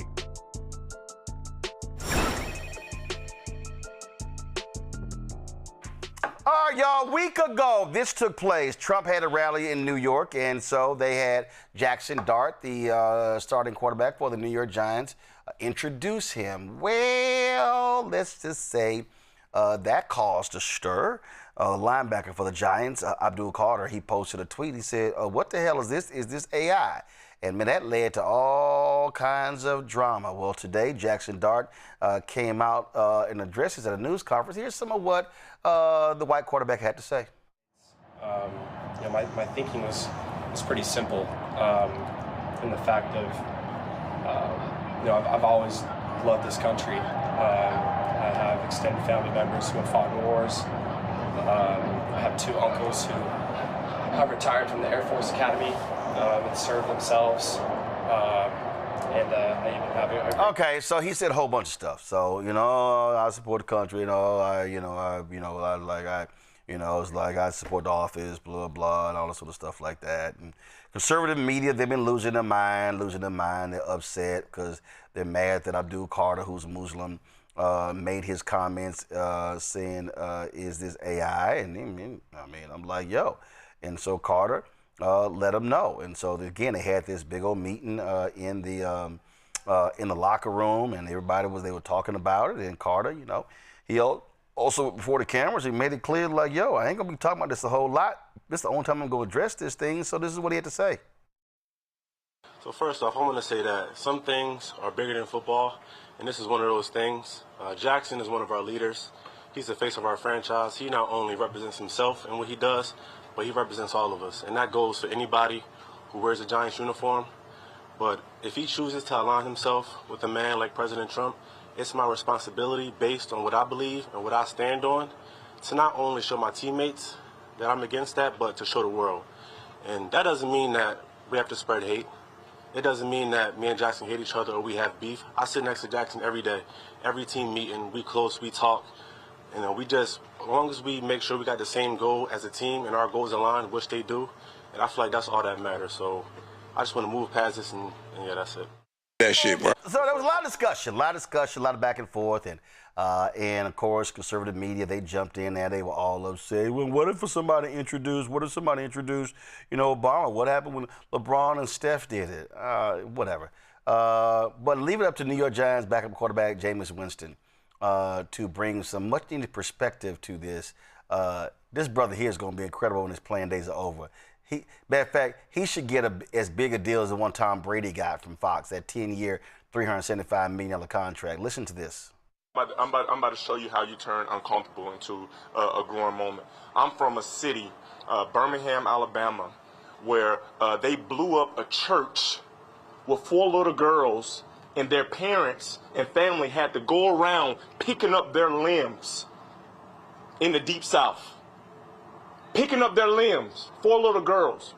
I'm from a city where a little 9-year-old girl who decided to march got put in jail for volunteering her right of free speech, for standing on what she believes in. That's history. And I believe history repeats itself. But I also believe in respecting authority, respecting treating the man and the woman as I would like to be treated. That is how uncomfortable situations and uncomfortable times help unify people, because you know them, you realize from them, and you grow from them. Right now, I haven't been a part of any openly traumatizing things like that happen, not 250 years ago when this country came into existence. But try about 80 years ago. We got people that still live during that time. Those little girls will still be living right now.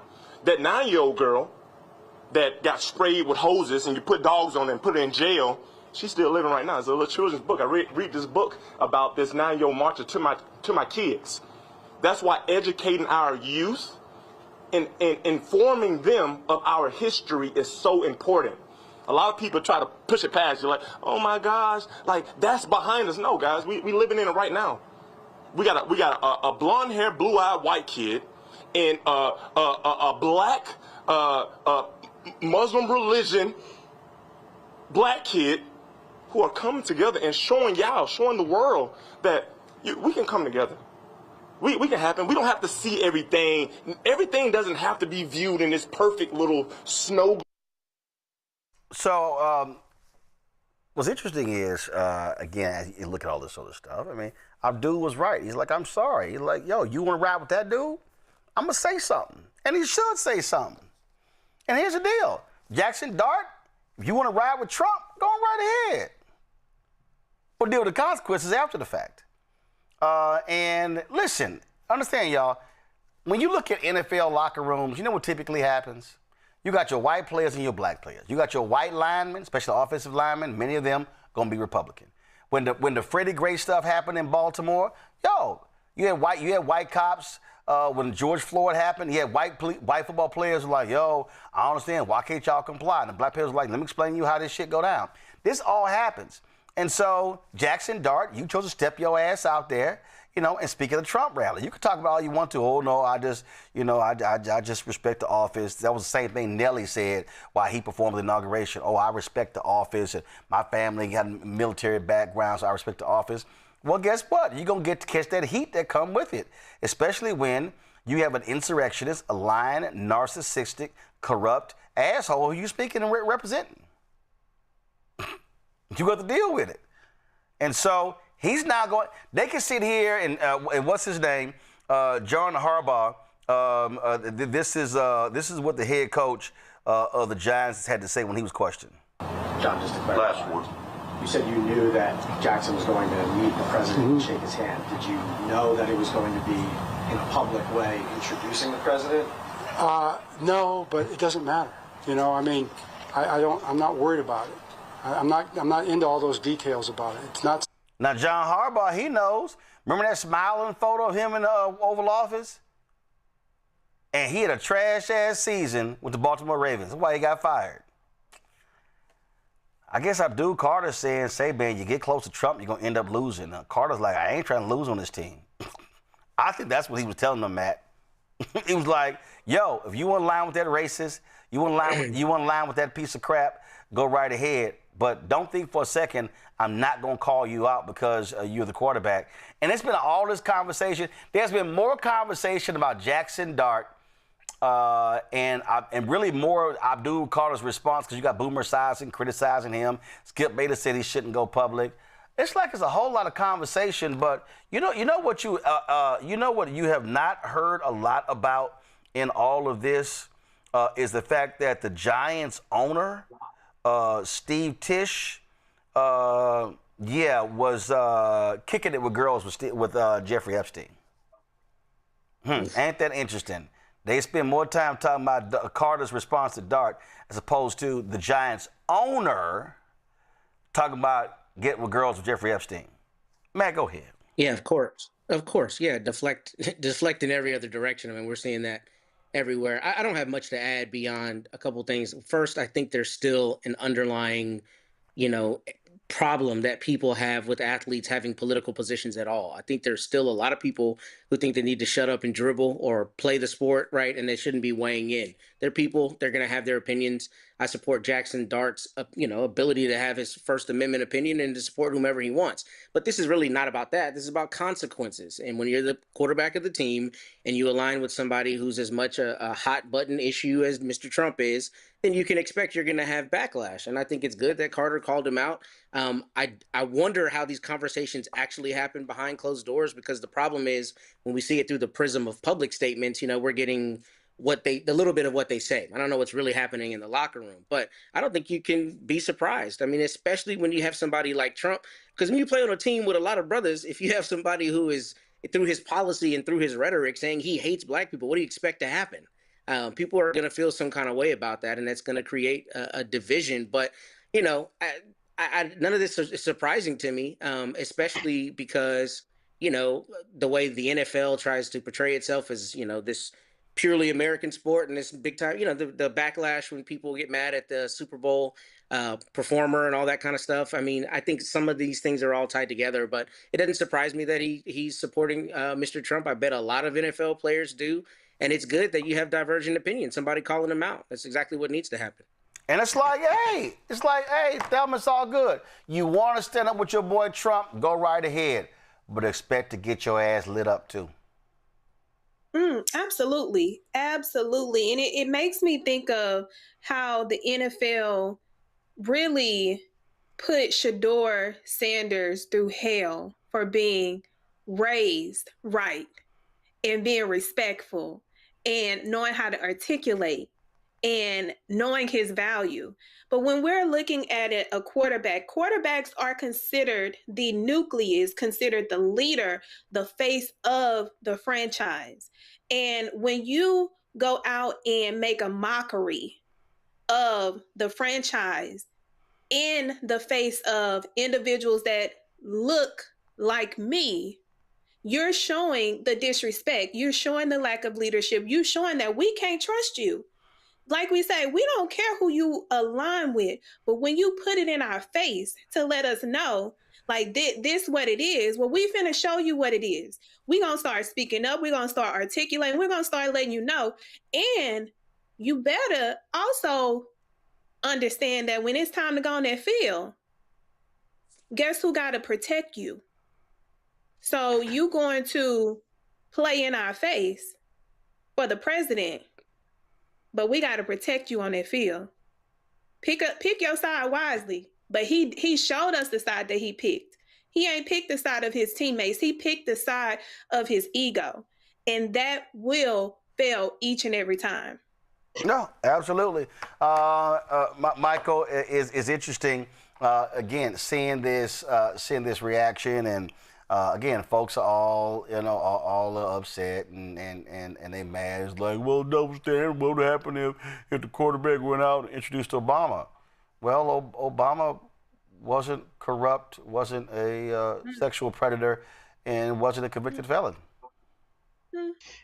And Obama didn't incite an insurrection either and sent domestic terrorists to the U.S. Capitol and then gave a pardon to 1,500 of them. You know, so Roland, you know, the NFL is between 53% to about 63% black, depending upon which season. It varies from season to season. I'm sorry. That's on the field. That is not that is not in the executive suite or the owner's suite. But go ahead. No, I'm at the field. I'm at the field because they keep us playing in the field because we were in cotton fields. I'm talking about the field. Okay, so so then when you have a display like this, right, and you have Jackson Dart introducing Trump, but then trying to defend it and say, you know, he had family members that served in the military. Trump doesn't respect the military, and none of Trump's family members ever served in the military. Okay. And then he talks about he respects the position. Donald Trump doesn't respect the position. But this reminds me of the day after the 2024 election, when a lot of African Americans went back to work and we were looking at white people at work and wondering which one of you people, I'm about to call them something else, which one of y'all voted for Trump? I think a lot of these brothers on this team are going to sit back if they don't know exactly who voted for Trump. They're like, okay, so you support this? What's going on? This is the most anti-black administration we have seen in decades. Even worse than the Reagan administration. And you sitting up here supporting this? I think it's going to cause a lot of brothers to like rethink, okay, who are we surrounding ourselves with? Who are we on this team with? This is a deeper conversation. Now, it sounds like Jackson Dart and Abdul Carter, you know, have, you know, put the disagreement aside and, you know, we'll continue to work together. But this is something deep right here. Yep. Because you're going to be silent while all this devastation takes place. Yeah. In the attack on African Americans, attack on DEI, things of this nature. So we'll see how this plays out. Yep. Well, bottom line is, Jackson, you got to suck it up. All right, y'all. Let's talk entertainment. Donald Trump, just so y'all know, that was a bipartisan, nonpartisan commission that was set up to lead this big celebration of the country's 250th anniversary. Well, Donald Trump was like, you know what? The hell with y'all. I'm doing my own committee. So that's where this Great American State Fair idea came from. So it's supposed to take place on July 4th. You also know he's got his wife beater Dana White in the UFC coming to the White House for a UFC fight on June 14th. What's crazy is they're trying to order military members to attend this thing. They have height and weight requirements, and they're mandating they actually pay for their tickets. I'd be like, deuces to y'all. But anyway, so this was the flyer that was put out for the Freedom 250 Great American State Fair. And so you see right here, Martina McBride, country star, Young MC, CC, Music Factory, Vanilla Ice, Milli Vanilli, The Commodores, Morris Day in the Time, Flo Rida, Bret Michaels, okay?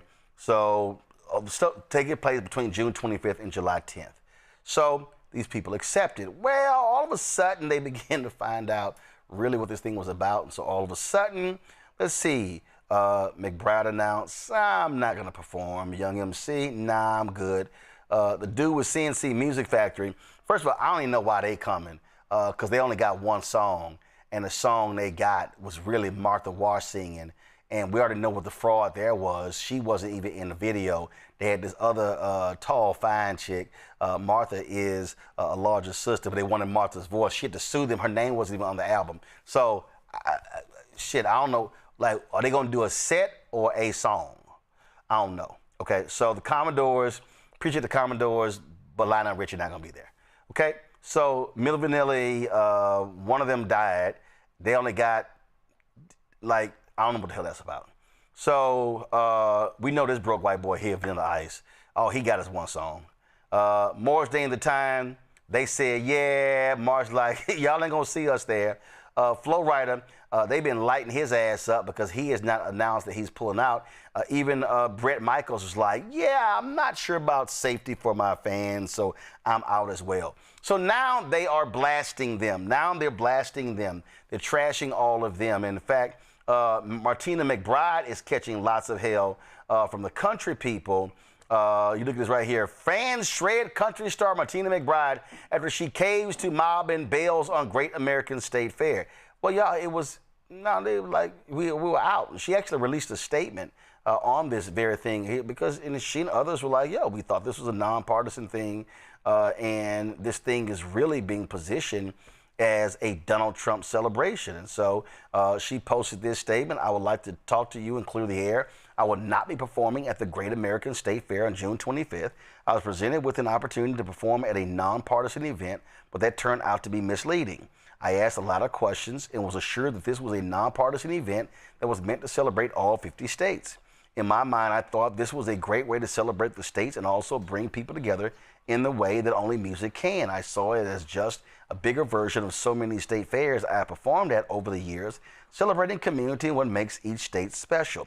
Sounds fun, right? Wholesome even. Yesterday, things started changing, and what we were told is, in fact, not what is happening. I spent my entire career singing songs about real people with real issues. I've been blessed with the opportunity to be a voice for those who have felt like they didn't have one. It greatly upsets me. Any fan who has been moved by my music may now feel like I'm abandoning the meaning behind those songs. I assure you that that is not the case. I appreciate every single fan who has reached out. I hope to get back to the D.C. area very soon. Well, now they pissed off at her. And y'all know how them white folks are with country music. Hell, they still mad at the Dixie Chicks when the comments that they made. But the thing here is, again, it was presented.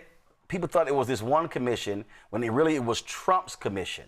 And frankly, Thelma, if I'm one of these artists, hell no, I'm not going to nothing that's going to be a Trump party. And so they damn sure right. Now the question is, now remember that Kid Rock, festival you're supposed to put on? Then they found out really that wasn't but a big joke as well. And artist after artist began to pull out. Remember they had that flyer, Ludacris' name was on it. And then he was like, yeah, we out. Matter of fact, somebody put out this here. This is the flyer. All the artists, so these are all the artists that have canceled from this old event. So of the 9 artists, the only 2 that have yet to cancel, Vanilla Ice said he is going to perform, and Flo Rida ain't said nothing, but is now just 2 of the 9 left. But again, so remember that. So I remember that Kid Rock rocked the country deal, which was hilarious. If I can find that flyer, they had all these names on it, and they dropped out one by one, by one, and they finally was like, "Dog, just go ahead and cancel this whole damn thing, because that shit ain't gonna happen." What is hilarious about this whole thing is, my question is the artist. So what did they sell y'all? Did they let y'all know that this was going to be Trump affiliate, or did they try to sell you something different to where you didn't know this was going to be posted and then it was going to actually identify who was behind the whole event? I want to give them the benefit of the doubt, but I can't give them the benefit of the doubt because at the end of the day, it's your responsibility to know who you are performing for. No, and who you are putting your name. But got to remember, some of them say it was misleading because you did have 2 committees. You had a bipartisan, you had this nonpartisan committee, and then Trump decided to create his own committee that sounded just like that one. And when they reach out to talent agents and booking agents or whatever, if they hear, hey, a celebration in Washington, D.C. of the nation's 250th anniversary, here's what it is, and you see the name, you're not even realizing that Trump just subverted the actual committee that was set up years ago to plan for this, to decide to do his own thing. Well, now I gotta sue you for tortious interference of business because now you interfering with my business, my bottom line, by misleading and not actually telling me who is behind this whole event, which you coming in and circumvent or not. My thing is, why are they continuing to pander these individuals and mislead them so that now their reputation is harmed when y'all could have been upfront? And so the people could have told you no. Everybody has a right to say no. They are literally taking people's rights to say no away from them. And then from the public, I'm like, so you showing up to perform for that mess? And we buy your music, we stream you, we come to the concerts, we show up, we sing our hearts out, and you going to sing your heart out for a MAGA predator convicted felon? Yeah, I'm gonna have to figure out if I need to sue them for torturous interference of business, honestly. Michael? All right, Roland. So yeah, I've been following this some, and it's hilarious. And also, sometimes with artists, their booking agents will book different venues and book them to perform here, perform there, and they don't know it. They don't know all the details as well. But yeah, I'm glad I follow Morris Day on Facebook, so I saw him post that they're not performing. So I was really good. I was really glad to hear that. CNC Music Factory, that was Freedom Williams of CNC Music Factory rolling the picture there. So let's put some respect on Freedom Williams' name. And they had more than one big hit. They also had things that make you go, So they had Gonna Make You Sweat. Michael, stop. Okay, Michael, stop. Michael. I'm serious. Michael, stop. I'm serious. Michael, stop it. I still have the CD. Michael, yeah. They got one hit. Yeah. He had two. Well, Gonna Make You Sweat was the big hit. And wait a minute. And the only reason that song was a hit was because of Martha Wash, and she wasn't even in the video. She wasn't in the video. She wasn't in the credits. She had to sue their ass, so she ain't gonna be there. So so you gonna have somebody on a track.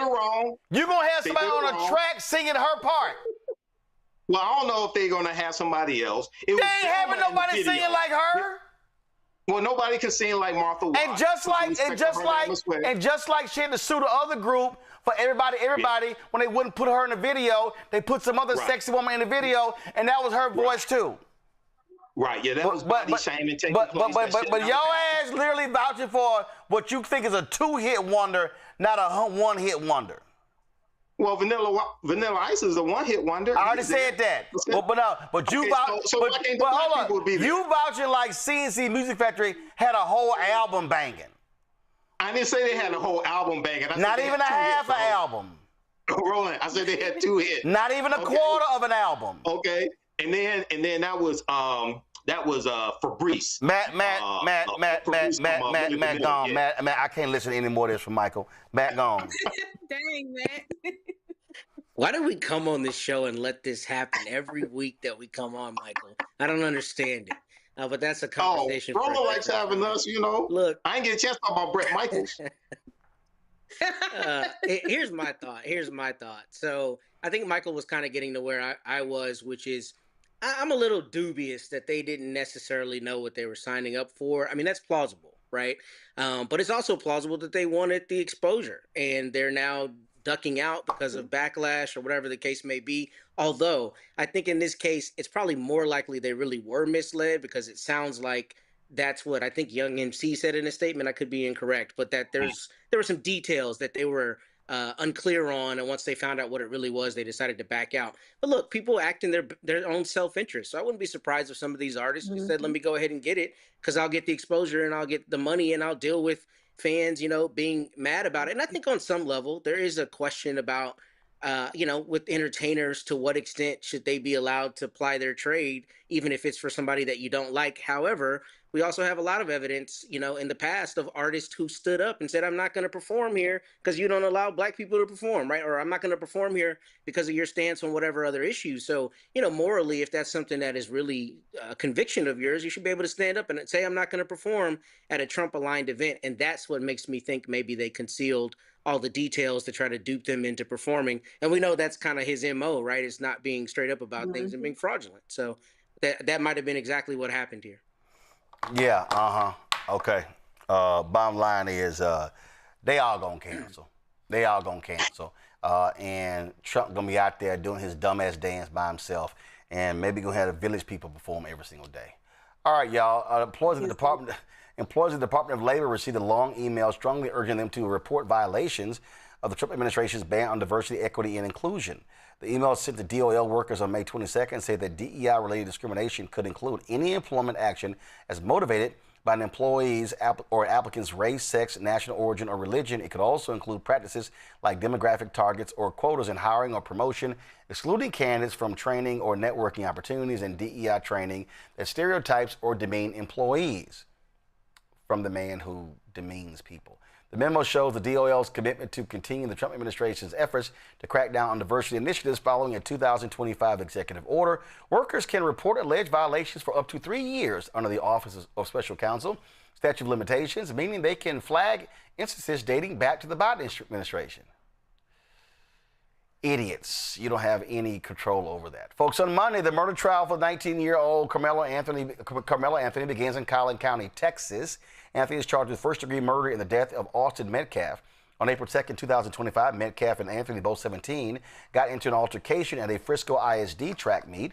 Anthony says he was only protecting himself when Metcalf, according to witness statements to police, tried to shove Anthony, who attended a rival high school, out of a pop-up tent. That's when Anthony grabbed a knife from his backpack and stabbed Metcalf in the heart. The emotionally charged, high-profile case has led to protests, threats, and doxing calls targeting both families and even a judge involved in the case. Thelma's going to be attending the trial and covering it for us. Thelma, this has gotten lots of attention. And just for folks who don't know, Collin County is north of Dallas County, but it ain't Dallas County. It is not Dallas County by a long shot.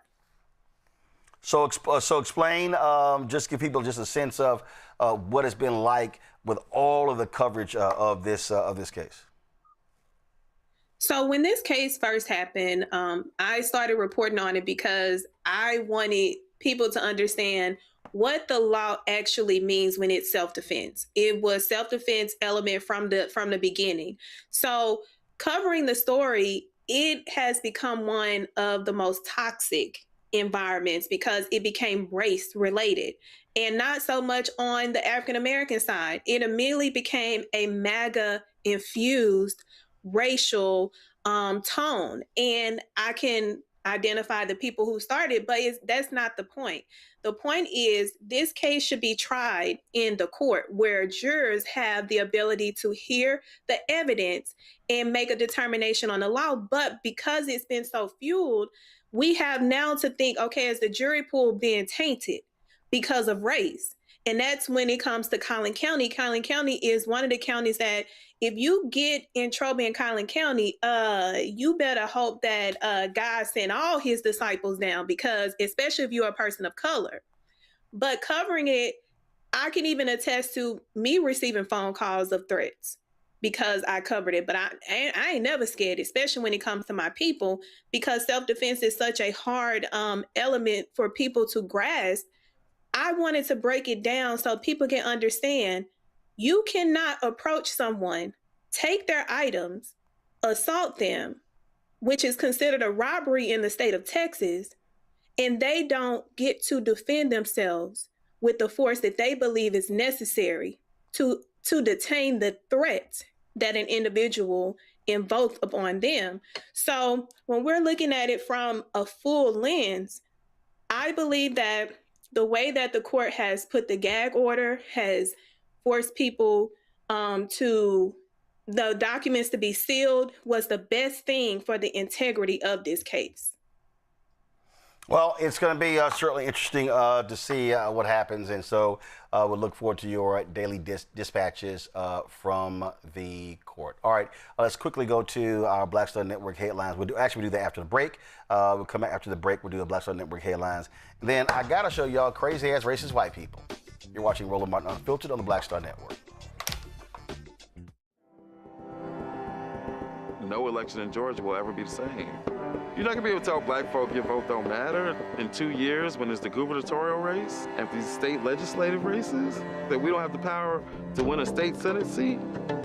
Now I say that, but this is the caveat. This is the tricky part.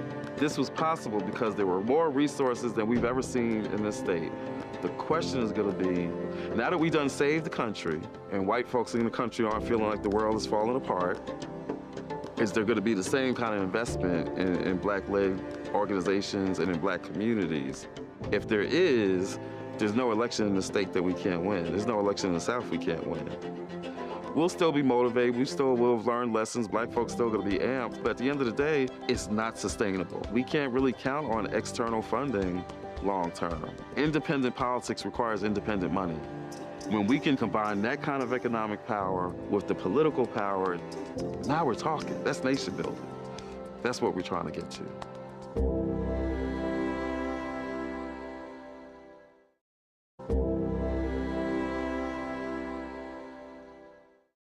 All right, folks, let me tell you about Chapter. Now, if you're on Medicare or about to be, the system is not set up to work for you. Too much fine print, too many plans, and too many people making money off of your confusion. And look, we're used to this. We're no strangers to systems that don't have our best interests at heart. But we don't have to accept it when it comes to Medicare. That's why I'm telling you about Chapter. Their advisors are independent and honest. In fact, they're the only Medicare advisors that compare every plan nationwide. And they're focused on one thing: what works for you. If there's a better plan out there, they'll find it. If you're already in the right one, they'll tell you that too. There are no games. Just last year, people who switched with Chapter saved an average of $1,100. It's 20 minutes and a real person. It's completely free. My parents actually have already called. My mom sent me a text. Folks, give Chapter a call at 724-264-8281, 724-264-8281, and connect with someone you can trust. Folks, these are the kind of services that we need for our audience here at Roland Martin Unfiltered and the Black Star Network. So call Chapter right now, 724-264-8281. Hi, I'm Swing Cash, Basketball Hall of Famer, and you're watching Black Star Network. All right, folks, time for Black Star Network headlines with Brittany Noble. A pregnant woman and her 4-year-old from Ghana, who have been detained for more than a week at a Washington, D.C. airport, will be heading back home. 38-year-old Annabella Geisy and her son arrived at Dulles International Airport May 19th with a valid tourist visa to seek medical treatment for her son's deformed hands. U.S. District Judge Liana Burkima told the government that the pregnant woman who came to the United States for a medical appointment for her child must be released from the hold room at the airport before the end of the day. She brought her son to the U.S. in 2024 to see a specialist for physical abnormalities. The ICE agent accused of shooting a Venezuelan immigrant during Minnesota's controversial Operation Metro Surge was arrested in Texas today. The Department of Homeland Security, general agents, and Texas Rangers arrested 52-year-old Christian Castro. Castro is charged with 4 counts of second-degree assault and 1 count of falsely reporting a crime for the January 14th incident.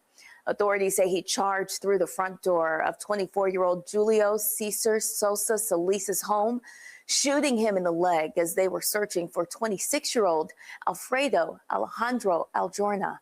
Castro lied about what happened, saying that Sosa Solis attacked federal agents with a shovel and a broomstick. Investigators later determined that the account was false and that federal prosecutors dropped the case against Sosa Solis.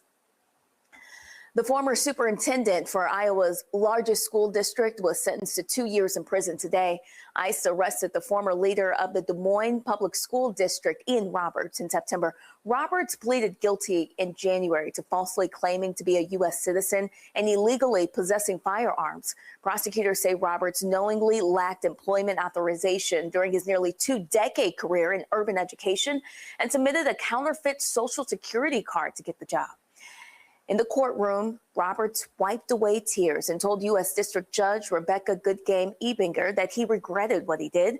Roberts' attorney said that they expect that he will be deported to his native home in Guyana, South America, after he serves his sentence. Well, the Bureau of Engraving and Printing may print a commemorative $250 bill featuring President Donald Trump to mark the country's 250th anniversary. A Treasury Department spokesperson confirmed the plans in a statement, saying it was conducting appropriate planning and due diligence in response to active legislation. South Carolina Republican Representative Joe Wilson introduced that legislation. The design features a stern portrait of Trump with the flag's colors, the 250 logo, and the president's signature. U.S. law generally prohibits living people from appearing on currency, meaning any exception would have to be authorized by Congress. Black triplets, who doctors once said might never survive, are now proud HBCU graduates. Gabrielle, Nathaniel, and Janelle Morency were born prematurely at 30 weeks. Doctors warned their parents that carrying triplets made the pregnancy high risk. They recommended reducing the pregnancy to increase the chances of survival.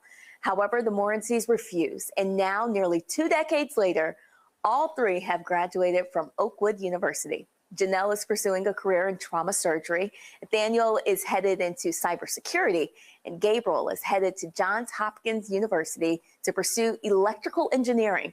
Their parents say they feel blessed and grateful for what they describe as a God-given gift. All right, Brittany, thanks a lot. Be sure to watch The Breakdown of Brittany Noble every day, noon Eastern on the Black Star Network. Every day, noon Eastern on the Black Star Network. All right, y'all, it's another day. And racist white folk will do what racist white folks do. In Tennessee, this white hooligan got caught on camera repeatedly using the N-word while boasting about being in Tennessee. I ain't got an angry girl. Well, not drive, jackass. No, jackass. Now it's that. I don't give a fuck if I'm white or not. You know where we're at? We're in Tennessee. It's where the KKK originated. It's fun. It's fun. Oh, now you want to hide. So you talk trash, and then when you realize they're recording, then you want to duck. No, that's not quite how those things go. And of course, they have been posting him. He's quite familiar now on social media. FAFO, Matt.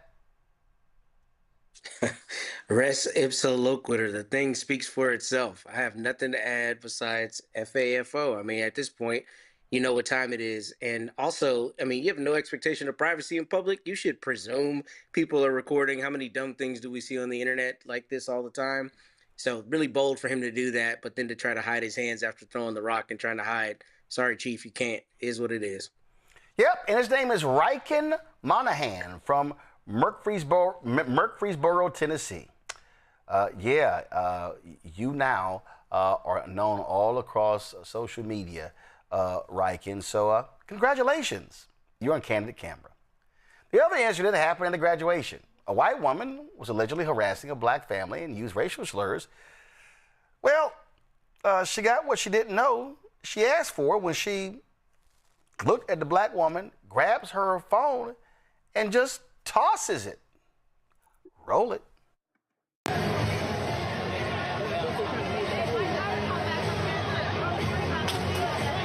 who throwing? Oh! Make it count, baby. Make it count.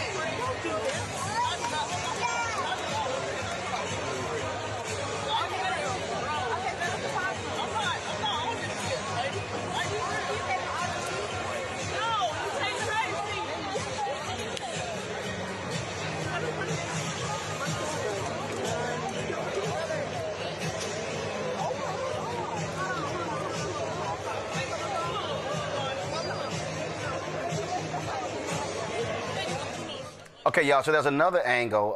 So check out this angle here so you can actually see what happens. Watch this. Are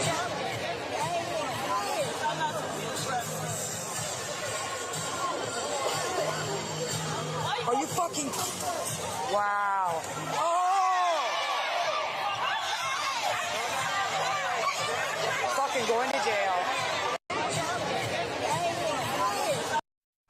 Okay, all right. Before I go to my panel, I got to go ahead and do this. This is a public service announcement. No, keep panel up. This is really a public service announcement. All of you, when you're capturing these things in video, can you do me a favor? Can y'all please stop shooting vertical? See, pull the video back up, Henry. See, the problem is when y'all shoot this way, this is what we get, the black bars on the left and the right. So it's narrow, okay? That's a problem. So do me a favor. If you're gonna shoot somebody getting their ass whooped, I would like for y'all to shoot horizontal or landscape. Now, let me show you, okay? Also, here's the other tip right here, okay? If you're gonna shoot video, can y'all do me a favor and not screw up the actual action?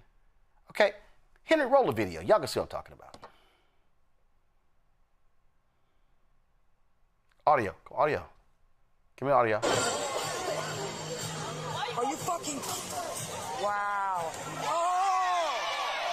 Okay, all right. Okay, so whoever shot, I don't understand why you pointed the camera down. You missed the punch. Okay, you missed the punch. Okay, you missed the punch. I mean, you missed. We call that missing the money shot. Okay, we call that missing the money shot. All right. So like reminded me when we went in Cincinnati at the Cincinnati Music Festival, and I go on. Snoop Dogg calls me out to go on stage, and we dancing, and Antoine is shooting, and he actually misses the money shot, and I'm like, dude, how did you miss the shot? That's why you're here. Okay, so do me a favor. And also, here's the other thing. Y'all got too much headroom, okay? Y'all got too much headroom, all right? I mean, I'm just saying, all right? You're cutting the head off. So if you're going to shoot video, I need you to have a little bit more space up top. So that's give us some headroom. I need you to keep the camera steady. I'm just going to show y'all an easy trick, okay? So don't hold the phone like this. So what you do is you take these two middle fingers and you place them on the back of the phone. This is also how you take selfies. And you put that index finger, that pinky finger below, and put that index finger on top. And then what you do is you don't have your phone deep into your palm. What you do is you put it right there in that little nook right there. And then that's how you now are able to control your video.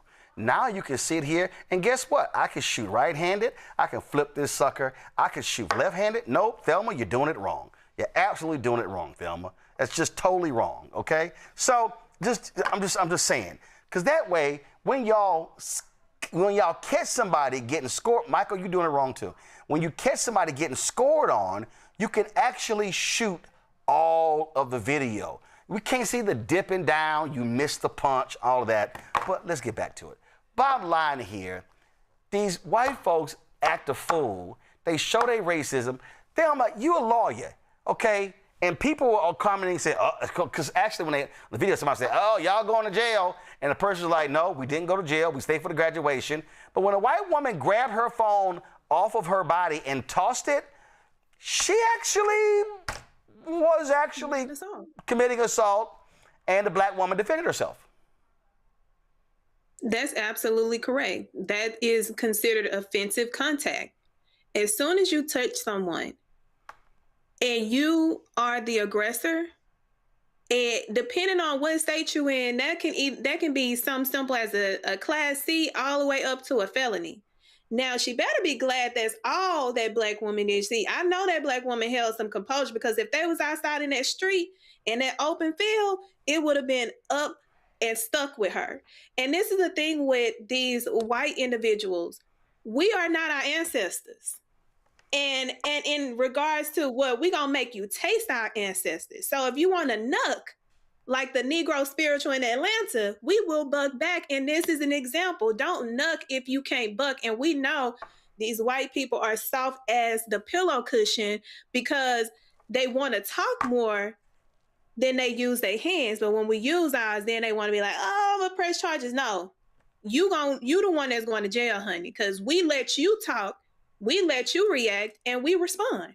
Period. Yeah, and it's just, I just said over and over and over again here, Michael, and it's real simple.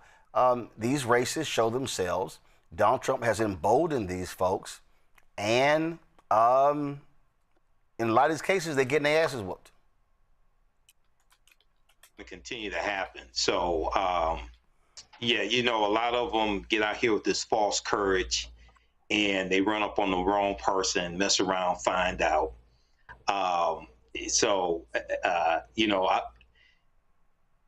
It's not a lot to add to this, but public service announcement to white people, you need to leave black people alone. I'm telling you right now, because it's and if you study our ancestors, we fought back and shot back too. Just study the history. Read the book, This Nonviolent Stuff That Gets You Killed, How Guns Made the Civil Rights Movement Possible by Professor Charles E. Cobb Jr. You've interviewed Professor Charles E. Cobb Jr., Roland, on your show, News One Now with Roland Martin, and you had him on your radio show. So y'all gonna mess around and run up on the wrong person, and this is what's gonna happen to you. And all I'm simply saying is, every time that happens, and it gets captured, we're gonna show y'all. But please, do me a favor, stop shooting videos vertical. Okay, it's getting on my damn nerves. I learned something. I learned something. Okay, please do not shoot vertical. Vertical is 9:16. Okay. Mm-hmm. Television is 16:9. Right. This is 9:16. This is 16:9. You should always shoot video. And if you're gonna shoot video this way, Matt, grab your phone, please. Do you know how to do this? No, I'm definitely not doing that. No, Matt, I don't even want to hear it. I don't want to hear it. Matt, do you know how to do this? Nope. I will die on this hill, but you're right. Matt, right. Matt, you don't know how to do this? Video, but I'm not doing it. Matt, I do know how to do it. You know how to do but this? I'm not finna do it so you can come up with some crazy, Matt, you ain't right. No, I'm not. No, I'm just simply, I'm simply instructing everybody on the panel. And first of all, here's the other deal. Henry, play that video again. Play the video again. Okay? All right, see right there. You ain't got to play it. Just stop it right there. Okay? Y'all, right there. That's a dirty screen. Okay? Okay, let me be real clear. When your video looks foggy, that means your screen is dirty.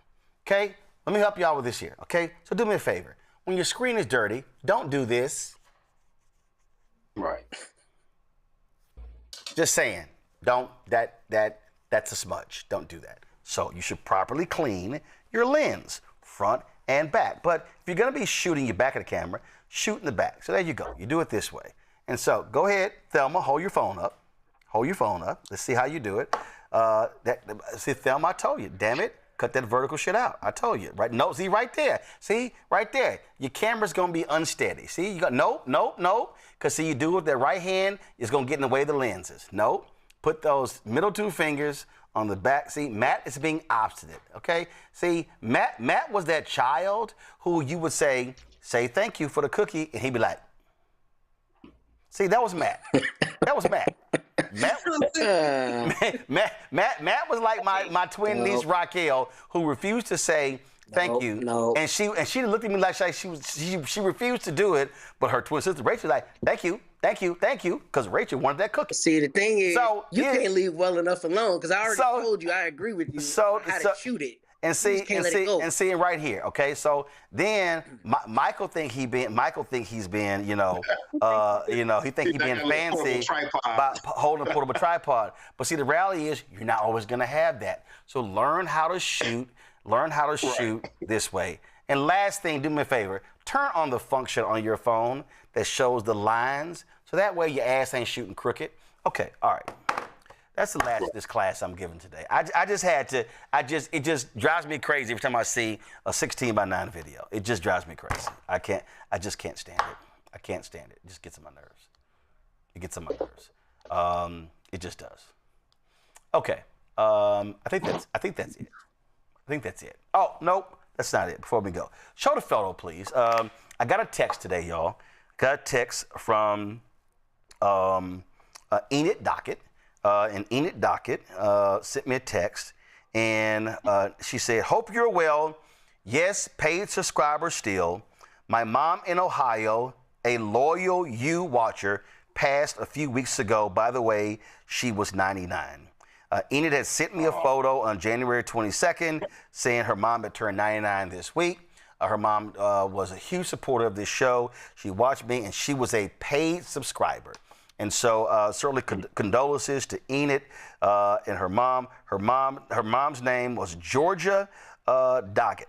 Her name was Georgia Dockett. She was from Rome, Georgia. She passed away at the age of 99 a few weeks ago.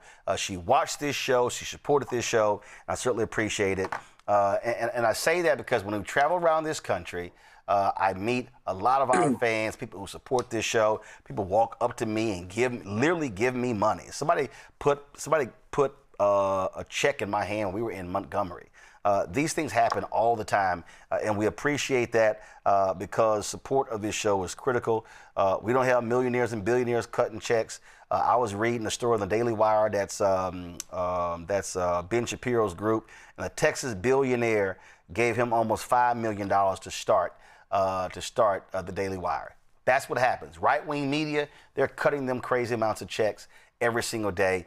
And y'all got to understand, black-owned media, listen, folks that don't have jobs, they're laying people off. And I'll tell you right now, Thelma's going to be there. Thelma's a lawyer in Dallas. She's going to be at that trial. I will be shocked, and Thelma's going to let us know, I will be shocked if you have any black-owned media who's going to be at that trial. You're going to have white media. I'm telling you right now. You're going to have local media there. Conservative media is going to be out there. I wouldn't be surprised if these networks out there. And that's the whole thing. We see this all the time. And so those things happen. And this is why we have to support black-owned media, because I'm telling y'all, there are stories that happen all around the country that don't get any coverage, any attention.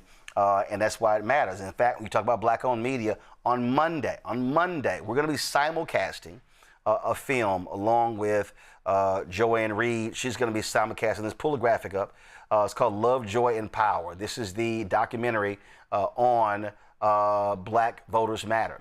And it's taking place on Monday. And it's a fascinating documentary. And we talked about it before. And again, this is a perfect example of when you actually can own it. MS Niles, ABC, NBC, CBS, CNN, they're not going to be simulcasting this. We are. So we're going to be using this platform to actually simulcast that as well. Also, pull up the Juneteenth. So that's going to be, Juneteenth, of course, is going to be on a Friday. But that weekend, there are going to be events taking place all across the country. The Juneteenth Week of Action. If you go to the website, you see it right there. Freedom Summer 2026, Freedom Summer 2020. Do me a favor, y'all. Let's put that in our lower third because we can barely see that on the graphic. FreedomSummer2026.com for more details. This is the follow-up to what took place on May 16th in Montgomery, Alabama. It is about, again, keeping the pressure on. We also want to remind y'all, as well, that we've already surpassed 1,000. I want us to hit 2,000. On June 12th and 13th, in 2 weeks, Reverend Dr. William Barber and Prayers of the Breach will be training. It'll be a virtual training to teach people when it comes to registering folks to vote, organizing, and mobilizing. We want you to sign up. What you do is go to blackstarnetwork.com, click on that link, and you can click inside of that link or go to Repairs of the Breach website, and you can sign up. We initially wanted 1,000 black men. We already surpassed that. But sisters were hitting us up. Actually, we initially wanted 1,000 alphas, and cats who were in D9 groups and non-D9 were hitting us up as well. I'm still getting emails. And so if you want to be a part of that, I want us to hit 2,000. And it doesn't matter where you are to be involved in this here.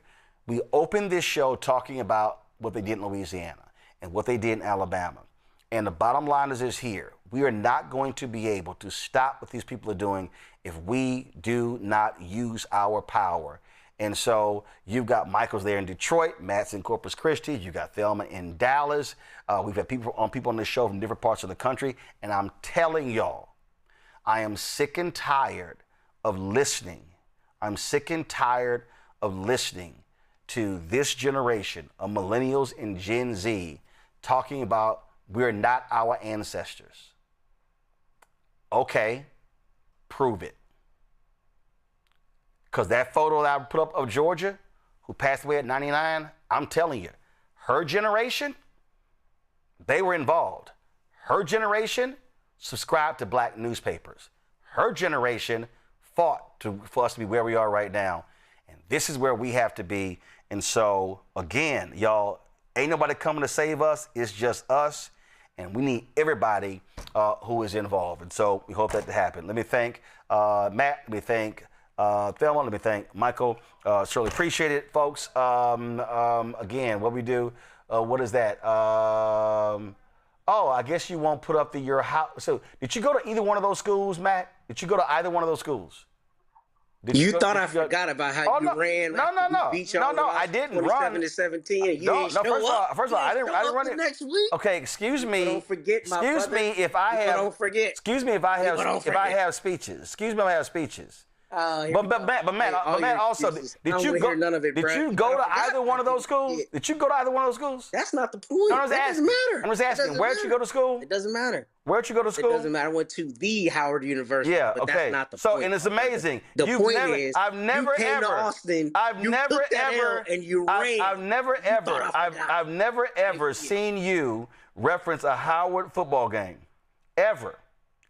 It's amazing how you and Ricky Smiley. Ricky Smiley always talks about Alabama, but he don't talk about the Alabama school he went to, Alabama A&M. So it's amazing how you never ever talk about Howard. And I mean, look at this. Y'all even won y'all homecoming, and you never even mentioned y'all beat Morgan State. Yes, I thought so.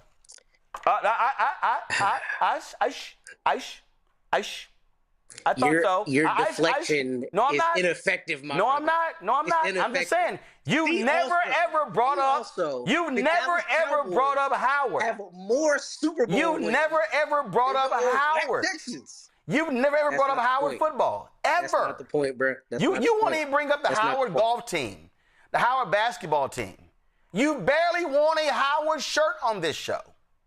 Matter of fact, I doubt there's anything in your office right now with Howard on it. There's a lot of things in my office with Howard on it, including that expensive receipt on my wall. Hold up, zoom out.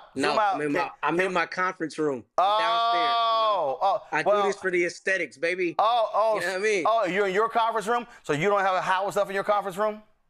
Here's the thing, though, Roland. No, I'm just asking. You still haven't addressed. I'm just asking. Came to Austin, do you have any? Hold up, and I can listen. I can tell you. Matter of fact, I saw a video since you want to go there. Bring it, please. Since you want to go there, Matt.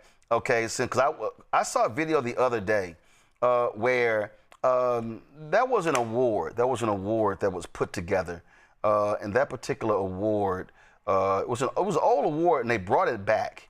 And I think it was called the Lone Star. I think it was called the Lone Star State Showdown Trophy. And that particular trophy, what it does is it showcases when these teams play each other, and there are a number of sports, and so you get certain points for winning against each other. And I remember seeing that video. And y'all didn't win that trophy.